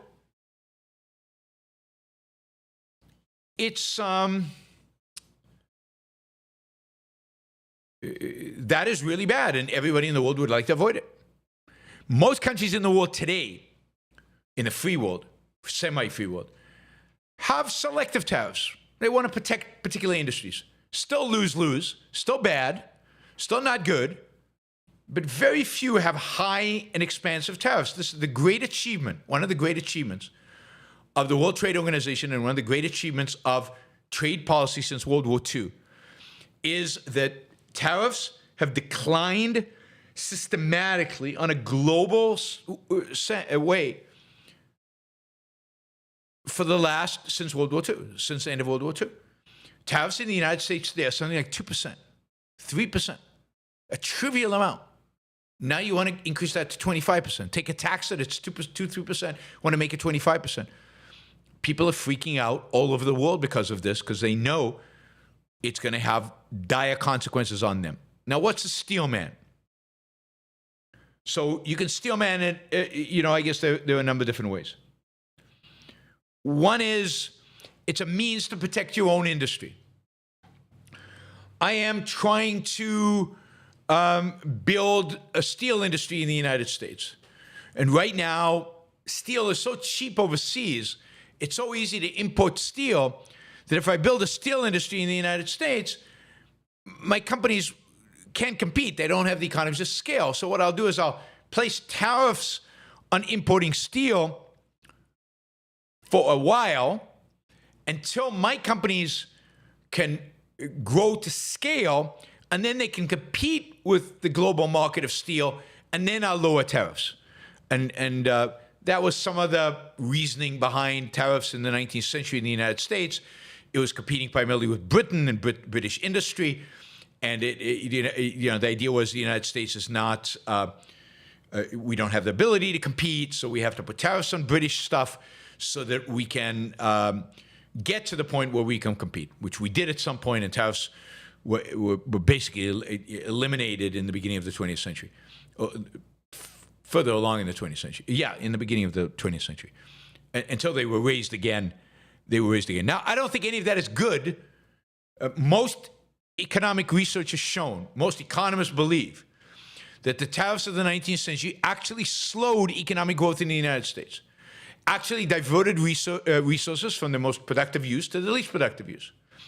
Even in a case like of a developing country like the US of the 19th century, tariffs were wrong. And there's been plenty of research to show this, true of McKinley tariffs and all the rest. What else? People talk about national security advantages. The United States, if it ever goes to war with Russia or China or somebody else, it don't need a lot of tanks. To make tanks, you need steel. We need to make sure we have enough steel making capacity in the United States because we can't count on importing steel from China, who might be the enemy we're fighting. Now, we might be able to import steel from South Korea or Japan, but China could then attack the ships as they travel to America. So it's better if all the steel making was in the United States. So let's raise tariffs to make sure that we have enough steel capacity to be able to deal with military threats, with national security threats.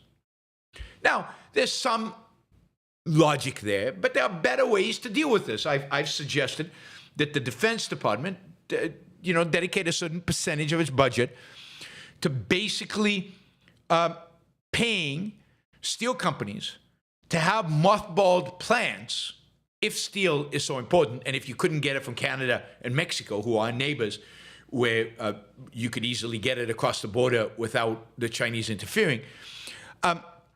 Let's assume you need steel or chips or whatever.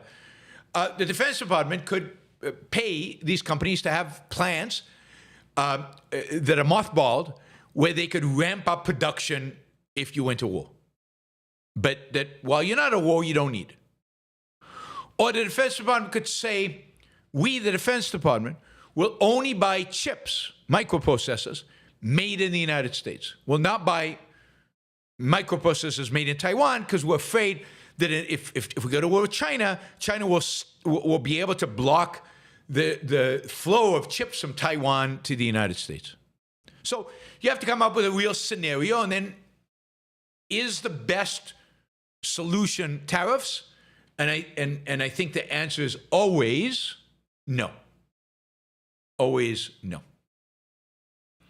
I think those are the best steelman arguments for tariffs, to build up your own industry, but it's all bogus. And then, yeah, I mean, everything else is so stupid. Every other explanation for tariffs is they pay it, not us.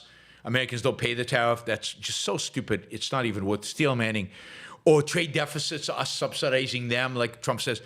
So stupid, not worth steelmanning. There's just no semi-rational, semi-legitimate argument for trade deficits being bad in that way.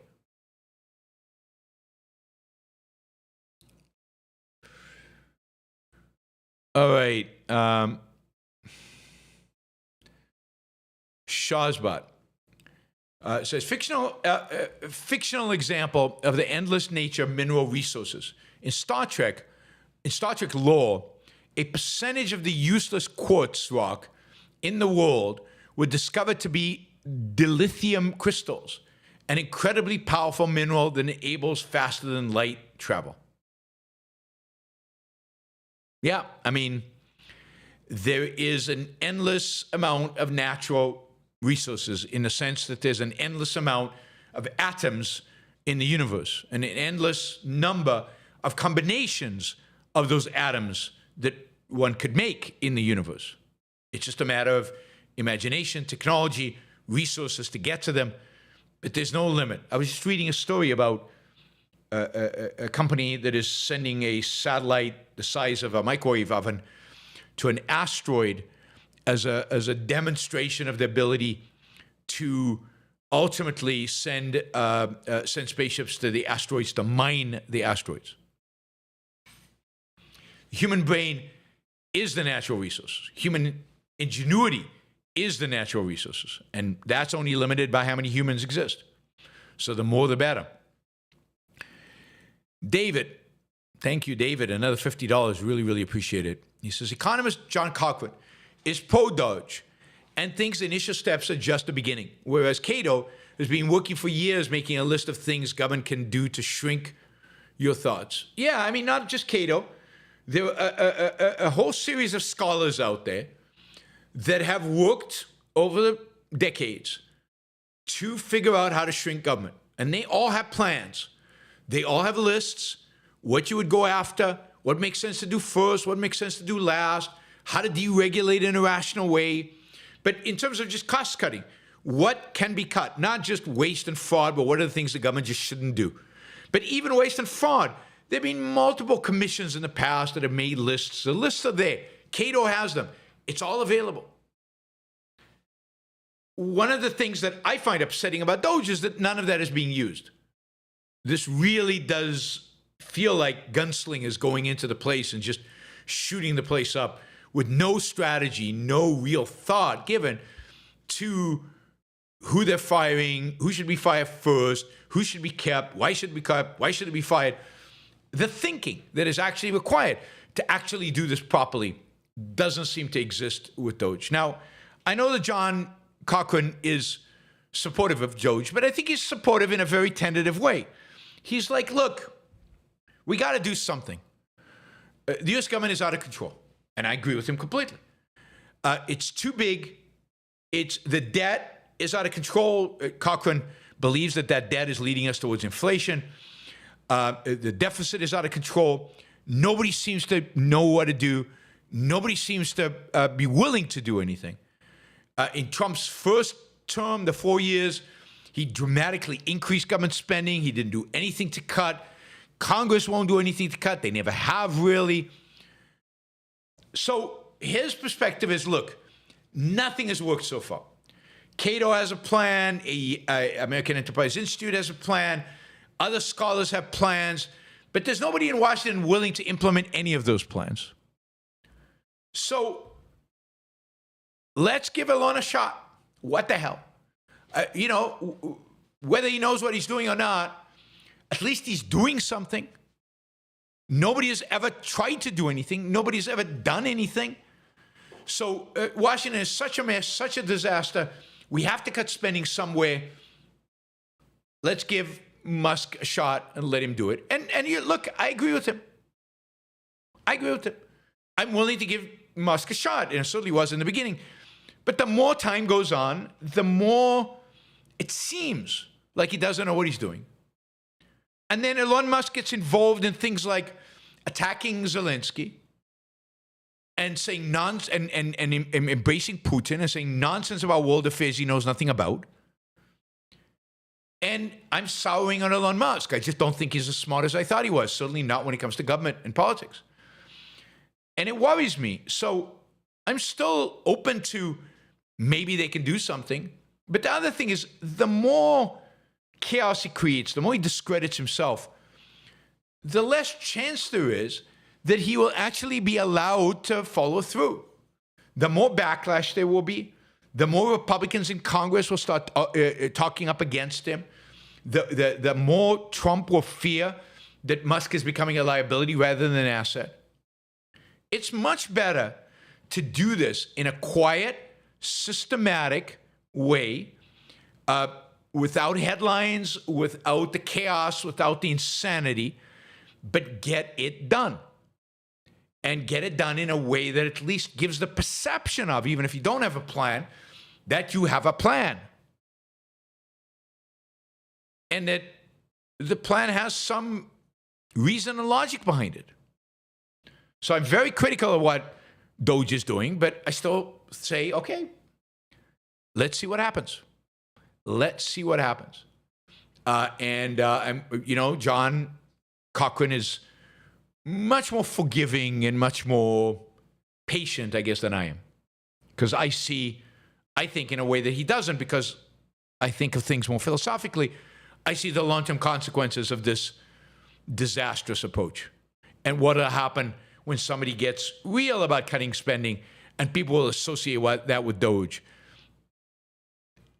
Now again, maybe Elon is playing 4D chess and I'm missing it. I guess we'll find out. That's the nice thing about reality. It plays out and you find out if you were right or you were wrong.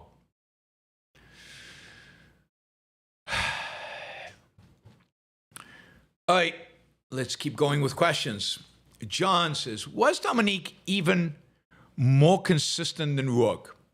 Dominique saved Rourke from sacrificing for Gail near the end. Without Dominique, do you think Rourke would have been in real trouble because of his attachment to Gail Wynand? And he goes on, a second question. In some way, do you think Dominique is just as much the main character and just as heroic as Rourke? I mean, no, clearly Rourke is the central character and he is the hero and he is the main character, because Dominique's introduction into the story, Dominique's whole storyline ultimately revolves around Rourke. Everybody's storyline ultimately revolves around Rourke. That's how you know he is the main character, the only main character. Keating, Gail Wynand, Ellsworth Toohey, everybody is, the orientation is always their attitude to Rourke, what they do vis-a-vis Rourke. So Rourke is the center focus of the entire book and every character in the book. So she is a secondary character to Rourke, but she is the main secondary character. And look, every other one of the characters represents certain errors or evasions that are contrasted to Rourke. Some errors are redeemable, Dominique's. Some errors might be redeemable, but require a lot of courage, much more courage than the character has, Gail Wynand. And some errors are just irredeemable, Peter Keating. And some evasions are such that they make you forever evil, and that's Ellsworth Toohey.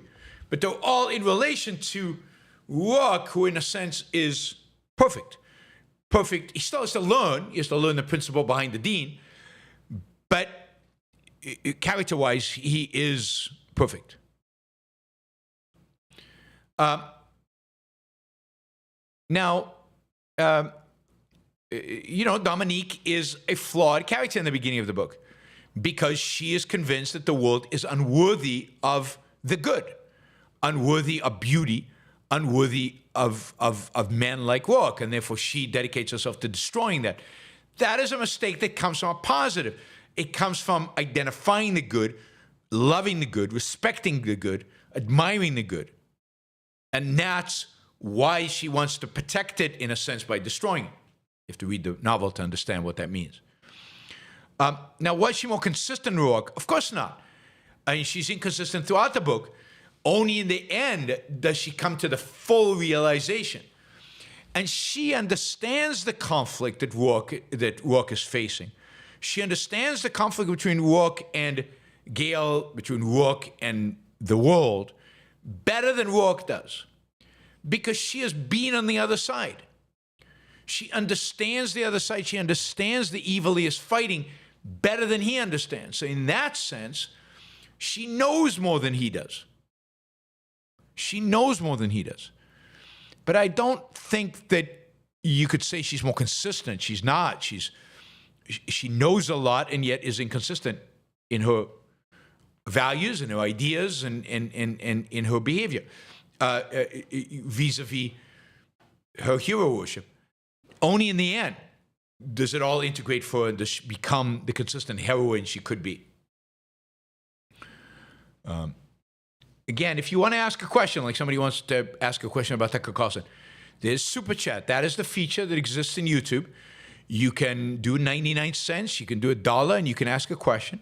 The thing is, I answer every question in the Super Chat, all of them. You just have to be patient, and I'll get to it. I won't answer questions in the chat. They're too much. Some I notice, some I don't. It's unfair.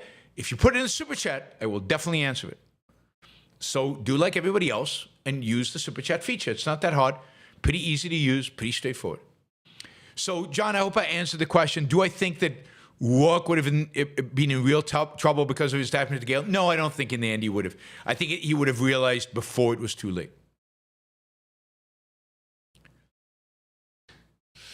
Michael, I'm a little confused by Ben's answer as to what is the soul versus consciousness. He said the soul is that which chooses. But I thought your consciousness chooses. Your soul is a non-verb response to choices. Your consciousness chooses. Your soul is a non-verbal response to choice. I'm not sure what that means.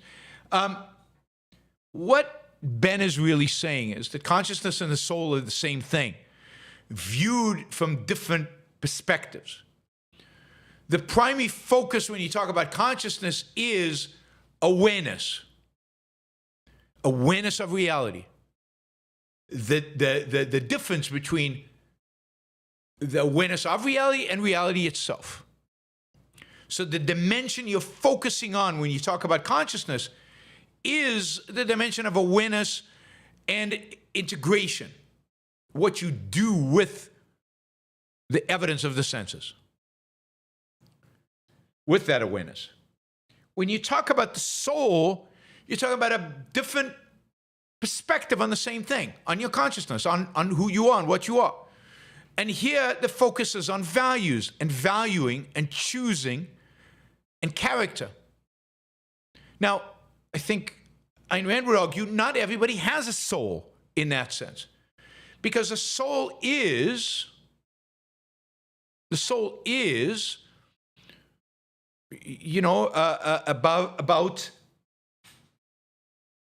the building of character, the creation of a system of values, a values hierarchy.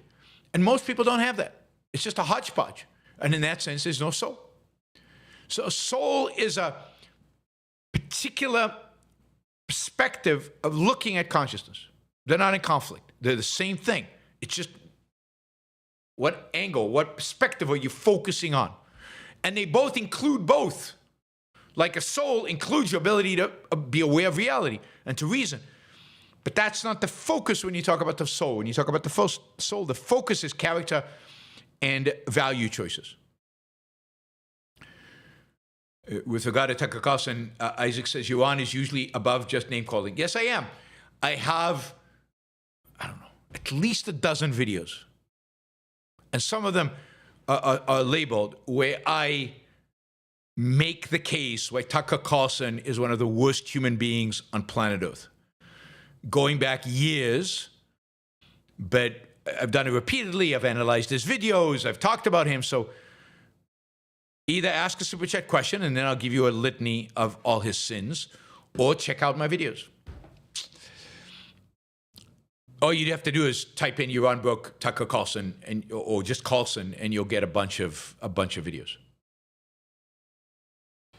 Yeah, I mean, it is impossible for me to constantly recreate the justification for every opinion that I have. And if I call somebody by nasty names, that means that I have probably given you that justification in many, many, many times in the past. I don't feel like I have to again. Now I know there are new people who are not exposed to everything I've done, but you're just going to have to grant me this. That I can't every time. Every time before I want to talk about somebody, I have to bring up the whole why I think that Tucker Carlson is. I'll name call him. You say, why did you want to call him? And then go check out my videos. That is, don't check out, you don't have to listen to every video. Just Google or YouTube search Yaron Brook and the person that I'm name calling, and you will probably find, like, I hate, despise, think he's awful, RFK. Like I've told you why a dozen times. So if RFK names comes up and I just throw out something, then yeah, he's probably talked about him before. I should go research and find what he said. No, Tucker's not O'Reilly. O'Reilly was a saint as compared to Tucker. Sorry, I'm reading the chat. I shouldn't. But O'Reilly was a saint compared to Tucker. Tucker was like O'Reilly before the 2020 elections, maybe for a few years. And then he has slid down and become the lowest of the low, much lower than. Anyway, Todd has just given $50 and he asks for one simple thing. Don't discuss Tucker again. I will only do it if somebody asks a super chat question and in line. So, I'm waiting. I'm waiting for the super chat. Milko. Milko, yes. Modena. I hope to see you here in Italy in September, trying to set up a conference or have you for dinner at, well, we should do both.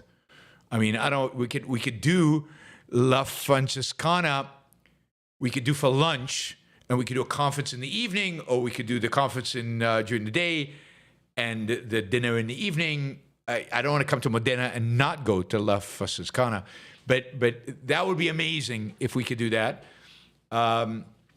I'll take the train up. I think I get a train from Florence to Modena, probably through Bologna, or maybe there's a direct. But it would be a lot of fun, and it would be great to meet. And La Francescana is one of the meal I had in La Francescana is once. It was my birthday, a long time ago, and it was one of the best meals I've had anyway. So I'd love to go back there and love to meet you finally. Thank you, Mirko. Really appreciate it.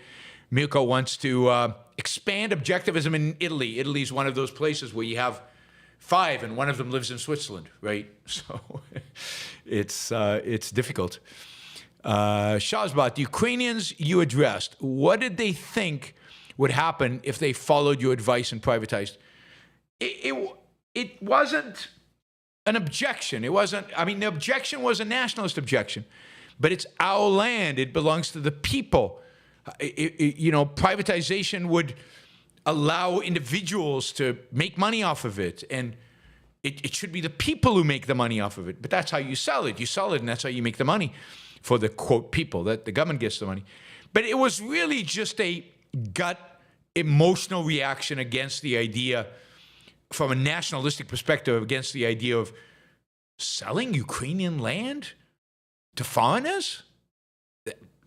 Unimaginable. And you see that everywhere. Like, again, the United States, I think, is the only country where you have explicit mineral rights belonging to individuals. I don't know what it's like in Australia. That would be interesting to research. Australians out there, what are mineral rights in Australia like? Is it all owned by the state, or is it privately owned? That would be interesting to find out.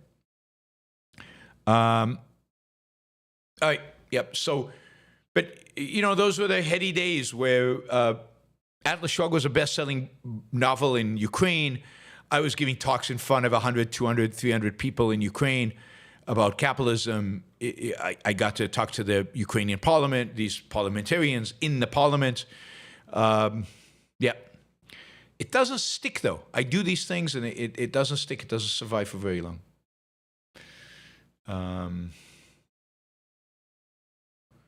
Isaac asks, is he worse than CNN? Much worse. I mean, it's not even close. CNN is bad. Tucker is, if CNN is in the 3rd rung of hell, Tucker is in the 8th or 9th rung of hell. So I'll say that, and if you want to know why, go and listen to shows I did on Tucker.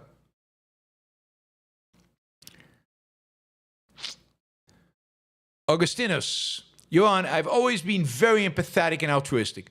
How do I work on being less so? I often think of others before myself, even in a business setting. You've just got to will yourself to stop it. You have to work on convincing yourself. And this requires work, and requires effort, requires thinking. I am more valuable to me than they are. My life is the most precious thing that I have. My life is the most precious thing that I have, the most valuable thing that I have. And it doesn't come easy. I have to work at my life. I have to make my life meaningful. I have to work at making my life meaningful. I have to work at keeping alive and keeping flourishing and keeping being successful. And because I value my life, because I am the most important thing to me, I will not let other people stand in my way. I will not let other people divert my attention. I will not place the interest of other people before me. And I will not do that because I love myself. And every time you're tempted to do that, what should pop in your mind is, but I love myself. But I love myself. I don't want to do that.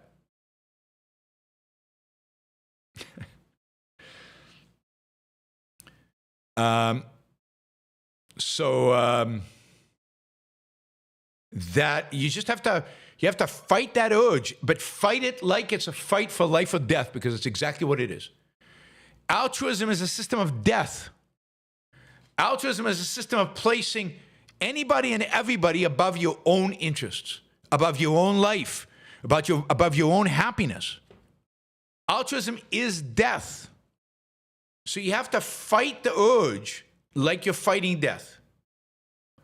And sometimes it'll be painful, often be painful, to say no to people, to resist the altruistic urge.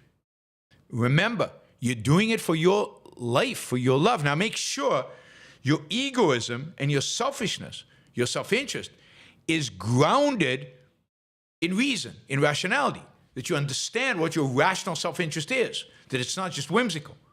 But once you know what your rational self-interest is, how can you do anything else? How can you allow yourself for somebody else to cause you to sacrifice that interest for something else? That is a betrayal of your life. Okay, Todd, for $100. God, $100. Thank you, Todd. That is amazing. That makes $150 for the show combined. He says, okay, why is Tucker bad? And he laughs, LOL. Just kidding.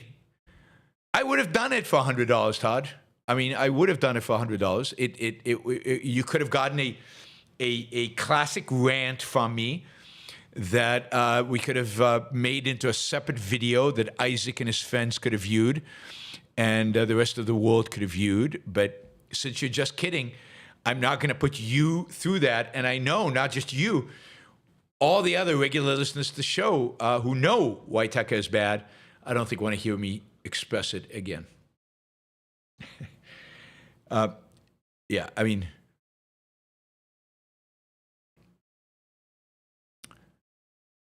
Andrew, why do most people search for meaning in life usually end in mysticism? Even if they've read Rand, who offers a rational alternative, their search for meaning usually ends with a primacy of consciousness. I think because it's the easiest way out. Ben talked about this yesterday. The fact that they are not willing to give up altruism puts them into a corner. You know, they can't give altruism up because giving up altruism requires them to turn their back on their family, on their friends, on their culture. It requires them to do kind of the real work that I talked about with Augustinius a minute ago. And they're just not willing to do that. And then they have to rationalize it. They have to find a reason to be altruistic. They have to find an excuse for their cowardice and for the fact that they are not willing to pursue that kind of life. And the mystical stuff is a rationalization. It's a way to justify. I think ultimately what's driving them is emotion and altruism. They don't want to elevate themselves to reason and egoism. And mysticism provides them with the excuse, with the rationalization for why that's okay. And that's why they find meaning there. But it really is altruism that they cannot give up on. I mean, think about all the free market economists who can't get up on altruism, even though it's staring them in the face that it is the enemy of free markets and capitalism, and yet they won't give it up. They'll try to rationalize it and pretend that altruism and capitalism are consistent. And many of them will ultimately embrace religion because that's the only bridge that they can find. God made us altruistic and made capitalism work, or something like that. And yes, God also says you can't be altruistic all the time, so produce and all the rationalizations and the nonsense you hear about from people who, in some sense, know that altruism is wrong and practical, doesn't make sense, inconsistent with their life, but cannot and will not give it up. Some of it's laziness, but I think much more important than laziness is fear. Fear of being alone, fear of rejection, fear of having their families and their friends turn their back on them.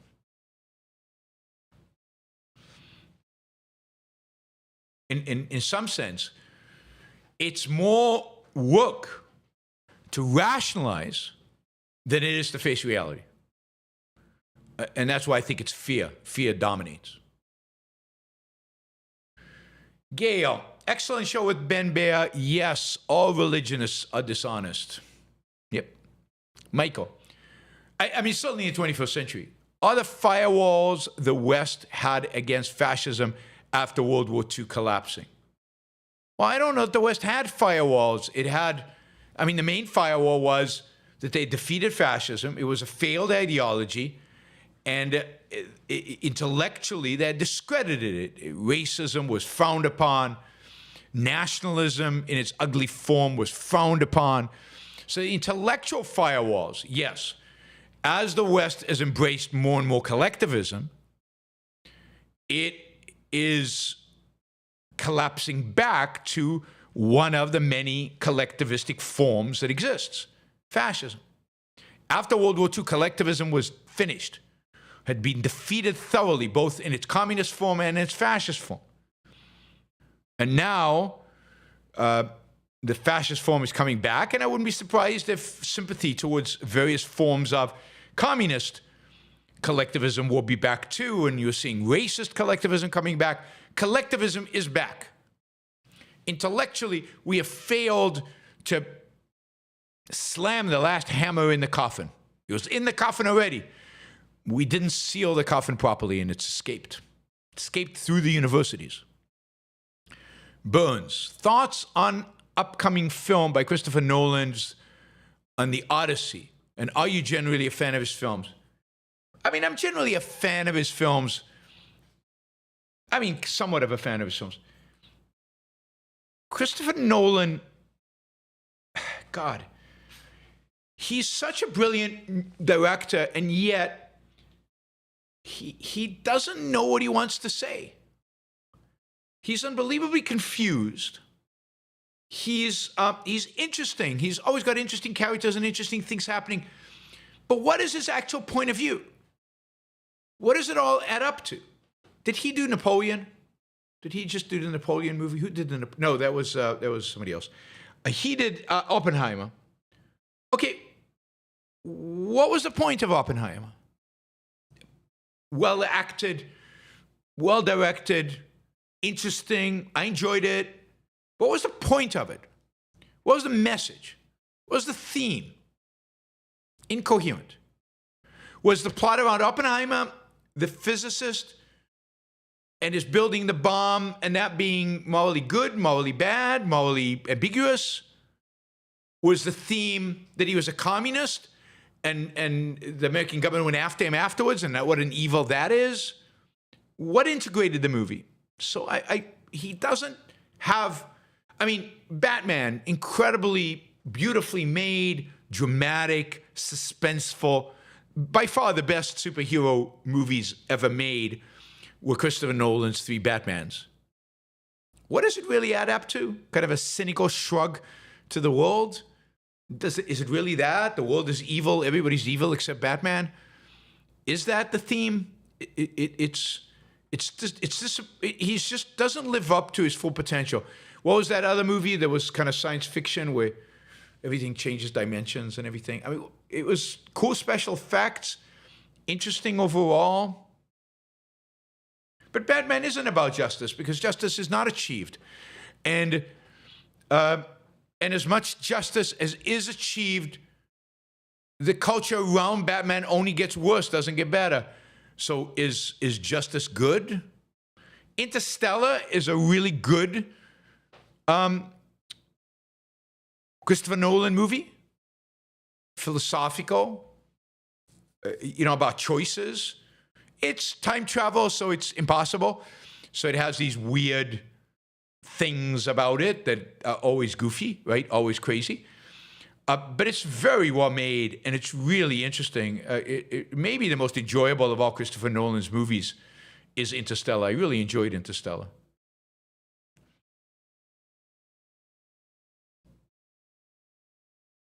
All right. Henrik Nightingale. Hey, Yaron, does it make a difference for... Oh, so by the way, I'm looking forward to Odyssey. I look forward to all Christopher Nolan movies, but I'm usually disappointed afterwards, even though I like them. Henrik, hey, Yaron, does it make a difference for you where I am a member, YouTube, Patreon, or through PayPal? Yes and no. So I prefer... If your goal is to support the show, then I prefer you do it through Patreon or PayPal. And Patreon is just easier, I think, for you. If your purpose is to watch the members-only videos, then you have to be a member on YouTube. And I know a lot of the members on YouTube are members on YouTube and also give money on Patreon. And the reason for that is that YouTube takes a big chunk of the money that you contribute for themselves, much more money than Patreon takes or PayPal takes. They all take some money to facilitate the trade, but they take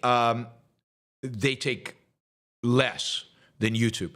So if you're supporting the show financially, the best is Patreon or PayPal. But the only way I can give you access to members-only shows is if you're also a member on YouTube. So a lot of people are members on two, YouTube and either Patreon or PayPal. That would be my preference. KMD. You spoke strongly the other day about being concerned Russia would invade NATO treaty members, which Ukraine, of course, was not. If we had these talks, do you really think Russia would be so foolish? Yes. I mean, they invaded Ukraine. That seemed like a very foolish thing to do at the time, given the sanctions, given Finland and Sweden joining NATO. I mean, strategically, even if Ukraine gets what Trump is offering them, Russia still lost just because of Finland and Sweden joining NATO and Europe becoming much more unitedly anti-Russia than it was before, and Europe becoming less dependent on Russian oil and gas. So even there, it was unbelievably foolish of Putin to do it. But if he believes that NATO is super weak, if he believes the United States would not support Estonia, then why not invade Estonia? So, yes, I think he is that foolish. I think the West is that weak. I think Trump, the weaker Trump is, I mean, Trump is right when he says, you get peace through strength. But for that, you need to be strong. And Trump is projecting weakness. And the more Trump projects weakness, the more foolish Russia will be.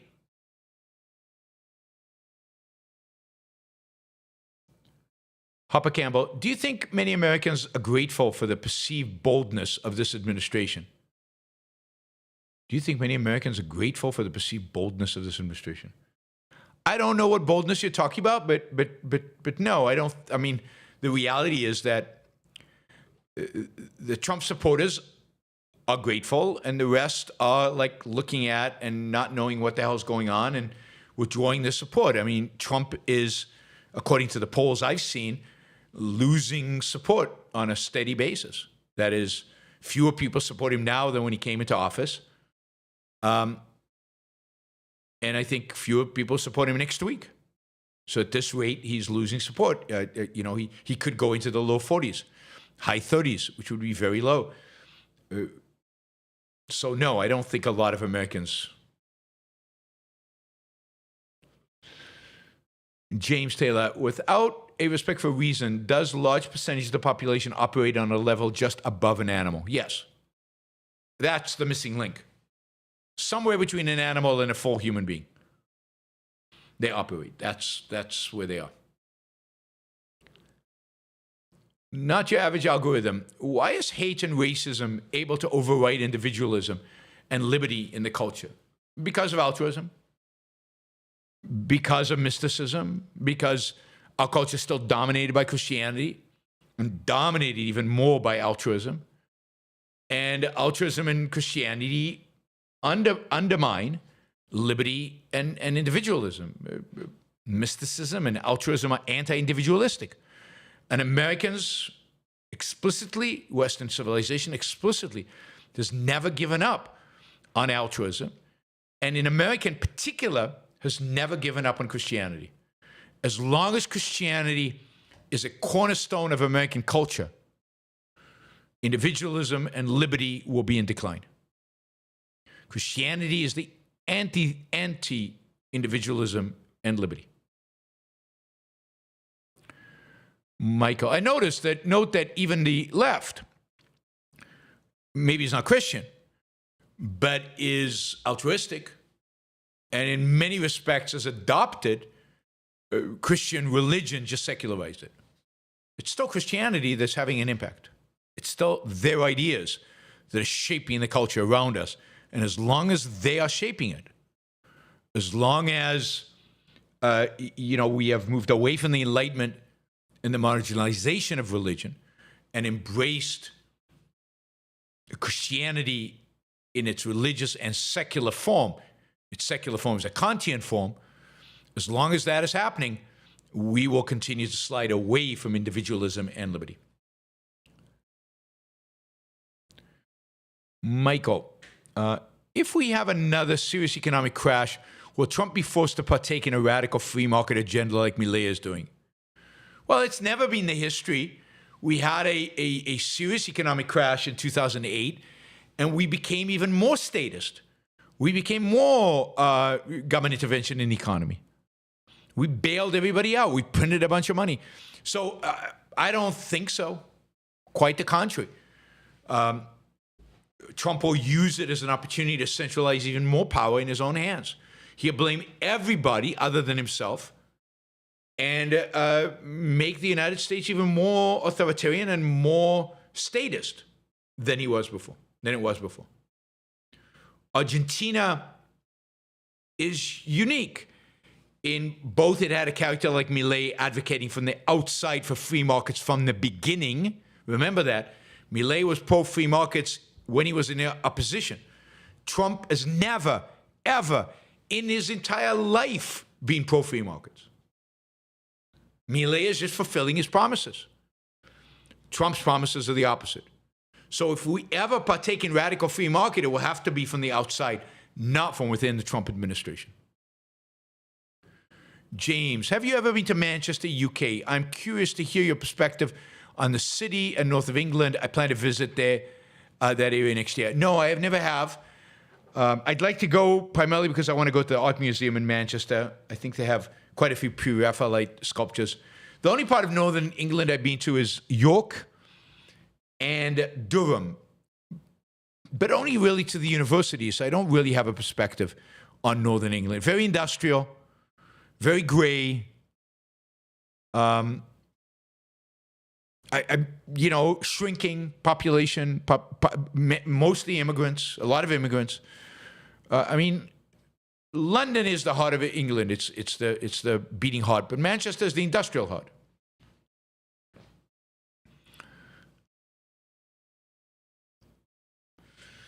Simon, can you make more shorter YouTube videos identifying and critiquing philosophical errors by big YouTubers like the one you did on Andrew Clavin? Yeah, I mean, I do it regularly. I just did one on Richard Hanania, his comment on Twitter. I've done it on Tucker Carlson, obviously. I've done it on, what's his name, Yuval Noah Harari. I've done a couple of videos on Harari. I did quite a few on Jordan Peterson, 2 or 3 or 4 on Jordan Peterson. And I'll keep doing them. If you have somebody specific in mind that you would like me to critique, send me the video. So the best thing is to send me a video by email, Yaron at yaronbrookshow.com, Yaron at yaronbrookshow.com, with a link to a video you'd like me to critique, and I'll do it.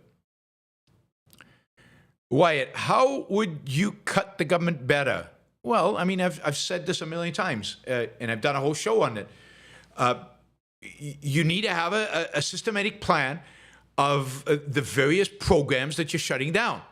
Not just fire people randomly, but fire people, you know, in a concentrated, in a focused way. I would go to Congress with a series of bills that involved shutting down certain departments, that involved reducing the scope of government, reducing what government does. That's the only way, ultimately, over the long run, you can cut government better, is by shrinking its responsibilities, by shrinking what it does, by limiting it. Not just by firing people, but by saying government should not be involved in commerce. So we're going to shut down the Department of Commerce and fire everybody who works for there and close down all the government departments that do so-called commerce. And if there's anything of value in the Department of Commerce, we'll try to privatize it. And if you can't privatize it, we will hand it over to a different government agency. But 90% of commerce is going. And that needs to be done systematically across the entire government in a systematic, thoughtful way through Congress. You cannot do this without Congress. So they shut down USAID without Congress. We'll see whether that survives and how much survives. How much money did they really cut? We don't know. We don't know if they've cut anything from USAID.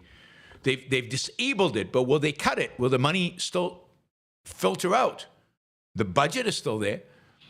So you want to end USAID? I'm all for that. Let's pass, go to Congress, get a bill passed, or if you can't get Democrats to vote for a bill, to just get Republicans to defund USAID, make its budget zero. And then you have to fire everybody. So there are ways to do this that give it a certain permanence and that are much more thorough, deep, and systematic, but you have to go through Congress for that. And for that, you have to do the hard work of going through Congress. Now, in the meantime, you want to fire a bunch of people? Sure. But then tell all government agencies, we want you to fire the 8% most poorly performing employees. Now, I know the union contracts, find a way to break those contracts. But don't just fire people based on seniority. Don't fire people based on who they want. Don't fire people based on whether they reply to an email or not. Everybody gets a performance review, I'm sure, in the government. Make it so every year the government has to fire the 10% lowest performing employees. That makes sense. And then go to Congress and start defunding everything, which is what you need to do. But what they don't want to do, what they're too fearful, what they're afraid to do. But I've given detailed programs of what my first 100 days as president will be, which make what Trump and Musk doing look like, I don't know, like kindergarten. It looks like barely doing anything. Barely doing anything. I'm talking about fundamental, deep cuts and changes to the very nature of government. What did Scott Adams talk about today? All right. James says, how does your mind not explode from hearing all the chaos in the world? As an individualist that helps you laser beam focus on topics or things important directly to your life. Great show. Yeah, I mean, you got to be focused on your life. You got to be focused on the things that are important to you. You got to be focused on your values. You got to have a clear values hierarchy and focused on those. And there's some sense in which all this new stuff is noise. It's not real. It has an impact on their life, but it's not direct and it's not imminent. And there's nothing much I can do about it except come here and complain about it to you. That's about it. So after the show is over, I can go on with my life without my head exploding and without being depressed. Because it's my life. I've got to focus on it. I know what to do. I know what my values are. I go do it. James, what aspects do you like most of Europe and Asia? Did you consider living in Asia for a few months or only EU? Do any Asian countries appeal to you? I mean, the thing I like most about Europe is history. History and familiarity. Europe is familiar because it's part of Western civilization. Its languages are somewhat familiar. Most of them use a Latin alphabet. And I like, I like the history.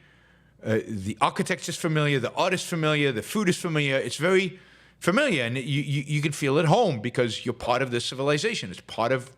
You're part of it. You're not a foreigner. Asia, you're definitely a foreigner. Culturally, it's different. Of course, the type is different. The language is very foreign. The way they organize their cities, the way the lights are, and the food, every aspect of Asia is foreign. It's different.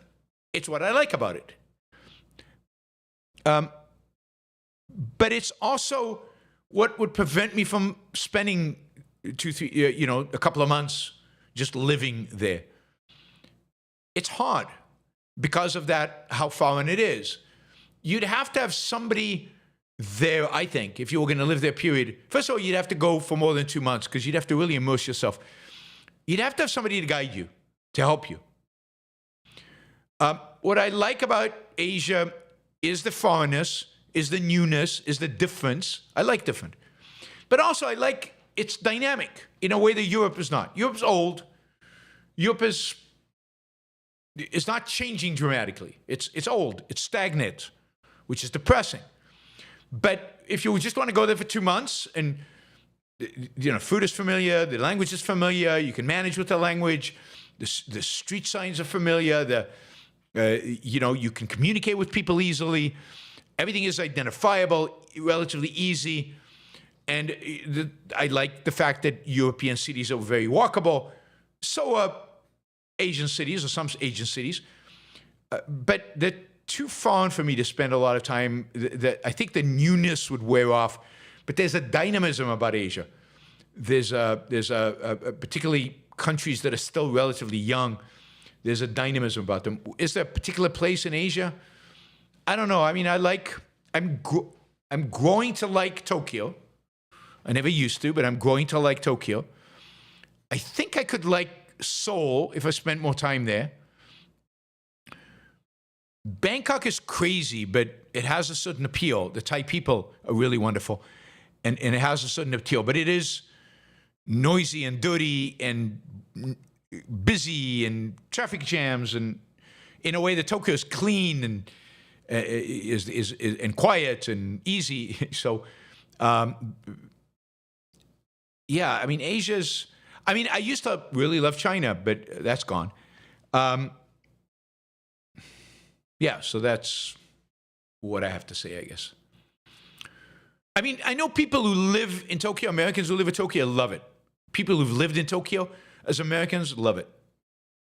And I know Americans who live in Seoul, South Korea, who love it.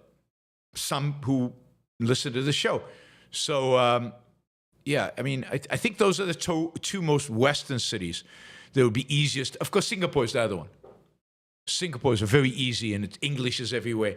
Singapore is probably the easiest city to live in. It's just, I think it would get boring after a while. It wouldn't have the same kind of artistic aesthetic stimuli that I would get in Europe because of stuff that was made 100 years ago, 200 years ago. Demon, Tui is one of the best villains ever written. He isn't a cliche villain. He is slow, calculating, well-spoken, socialist, got a violence in the world. Even assume he is just like that too. I almost fear they would just mimic him. Yeah, the thing about Tui is that he's probably too self-aware to be real. I mean, Ayn Rand, I think, said this. You couldn't actually be Tui. All her other villains, particularly in Atlas Shrugged, are constantly rationalize their villainy.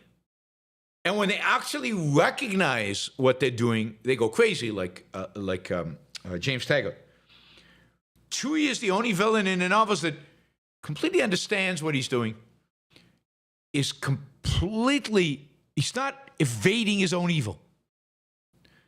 And Rand's view is I don't think a human mind could actually tolerate that, could actually exist and do that. But he is. He articulates the case for evil amazingly well.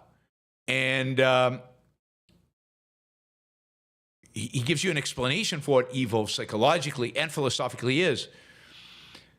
So in that sense, he's the number one.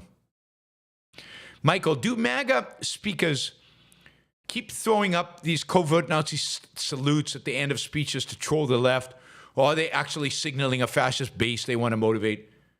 I think to some extent both. I don't think Bannon is a Nazi, but he's trolling the left, or he's trolling people but he's also signaling to those in his audience that are Nazis, yeah, you're one of us, you're with us, I'm tolerating you.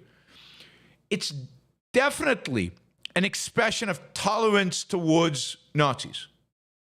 Nazism. It's the same kind of tolerance that we saw when that kid was fired from Doge for tweeting racist tweets, and they rehired him.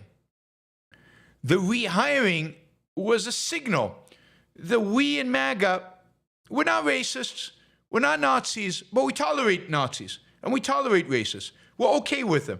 If they're part of our coalition, that's fine. And that's what that signals. And it's horrible, despicable, disgusting, beneath contempt. And they should be ashamed of themselves. Michael, what could China possibly gain from invading Taiwan? Taiwan is a much richer and better equipped country than Ukraine. It would be a bloodbath for the Chinese, even if they won. It might not. It depends how they did it. And it depends whether the United States would come to defend Taiwan, whether Japan and South Korea would join, or if it's just Taiwan. They could figure that they could probably take just Taiwan. It's not clear how vigorously the Taiwanese would fight. Taiwan has a small army. It really depends. They could, for example, surround them and not allow for any trade. No ships in and out. No airplanes in and out. And bleed them slowly to surrender. And again, if the United States doesn't intervene. So what they have to gain is a promise. Every communist leader since Mao Zedong has promised to unify with Taiwan. It would be a huge victory from a political perspective for any leader to be able to say, I did it. Yeah, the word is siege. Thank you, Warner Freeman. Siege. They could, basically force Taiwan into surrendering. Again, if the United States won't support Taiwan, then invading Taiwan doesn't become that big of a deal. They can do it. Or at least they believe they can. Whether they can or not militarily is a different question. But if they believe they can, just like I think Putin believed that he could just take Kiev within 3 days. That's what his generals told him. The fact that he didn't was a surprise to him and to many of his allies. Many people seem to be dubbing their videos through YouTube lately. Do you think this is a good idea for excerpts from YBS? Maybe some non-English speakers could get into your stuff if you did. Yes, I'm looking at different platforms that can do that. I need to follow up on that. I'm behind on that, but it is my goal to get all my videos dubbed. Nick, I have been interning in DC, and everyone I talk to hates Doge. I fear the unpopularity will have massive backlash on the liberty movement. Thoughts? Yeah, I mean, I don't know where you're interning. If you're interning somewhere like Cato, if they hate Doge, that is not good for Doge. Cato is a real resource if you want to cut government spending. And if they hate Doge, then and this could really backfire against the liberty movement. If Doge is associated with markets, with freedom, with capitalism, with shrinking government, we all lose if Doge fails. And I think Doge is going to fail. So we all going to lose. I've been saying this from the beginning. This will boomerang back on all of us badly, just like Trump being affiliated with Ayn Rand in some way will boomerang badly on Ayn Rand. It already has.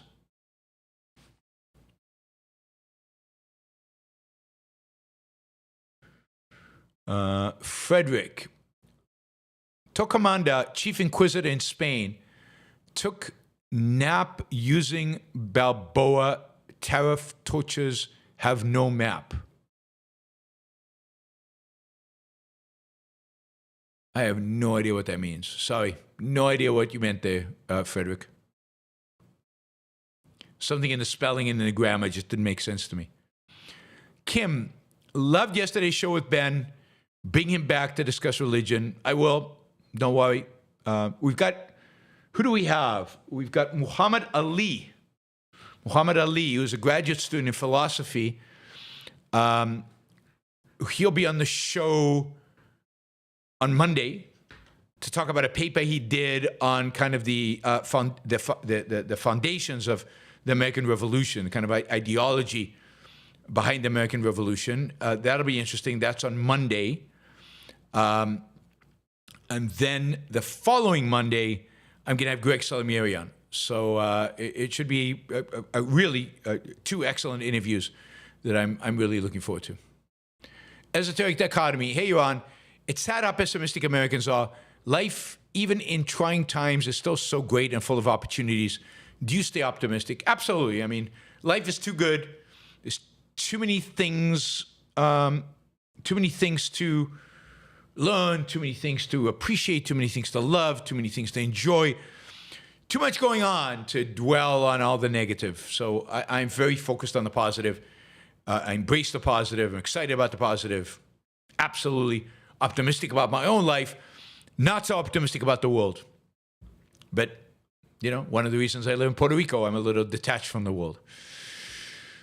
All right, guys. Thank you to all the super chatters. We came very, very, very, very close to making our 3-hour goal. So we're only $41 short of the 3-hour goal, but I really appreciate it. Don't forget to like the show before you leave. Give it a thumbs up there on the like button.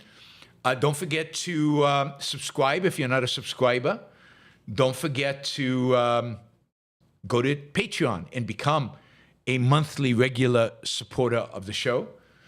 And yeah, I'll see you guys maybe tomorrow.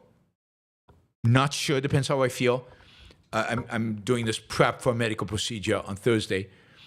Thursday, no show. I'll be recovering from the medical procedure. And definitely a show on Friday. So I will see you guys on Friday, maybe tomorrow. We'll see. Thanks, everybody. Have a great rest of your week. Bye.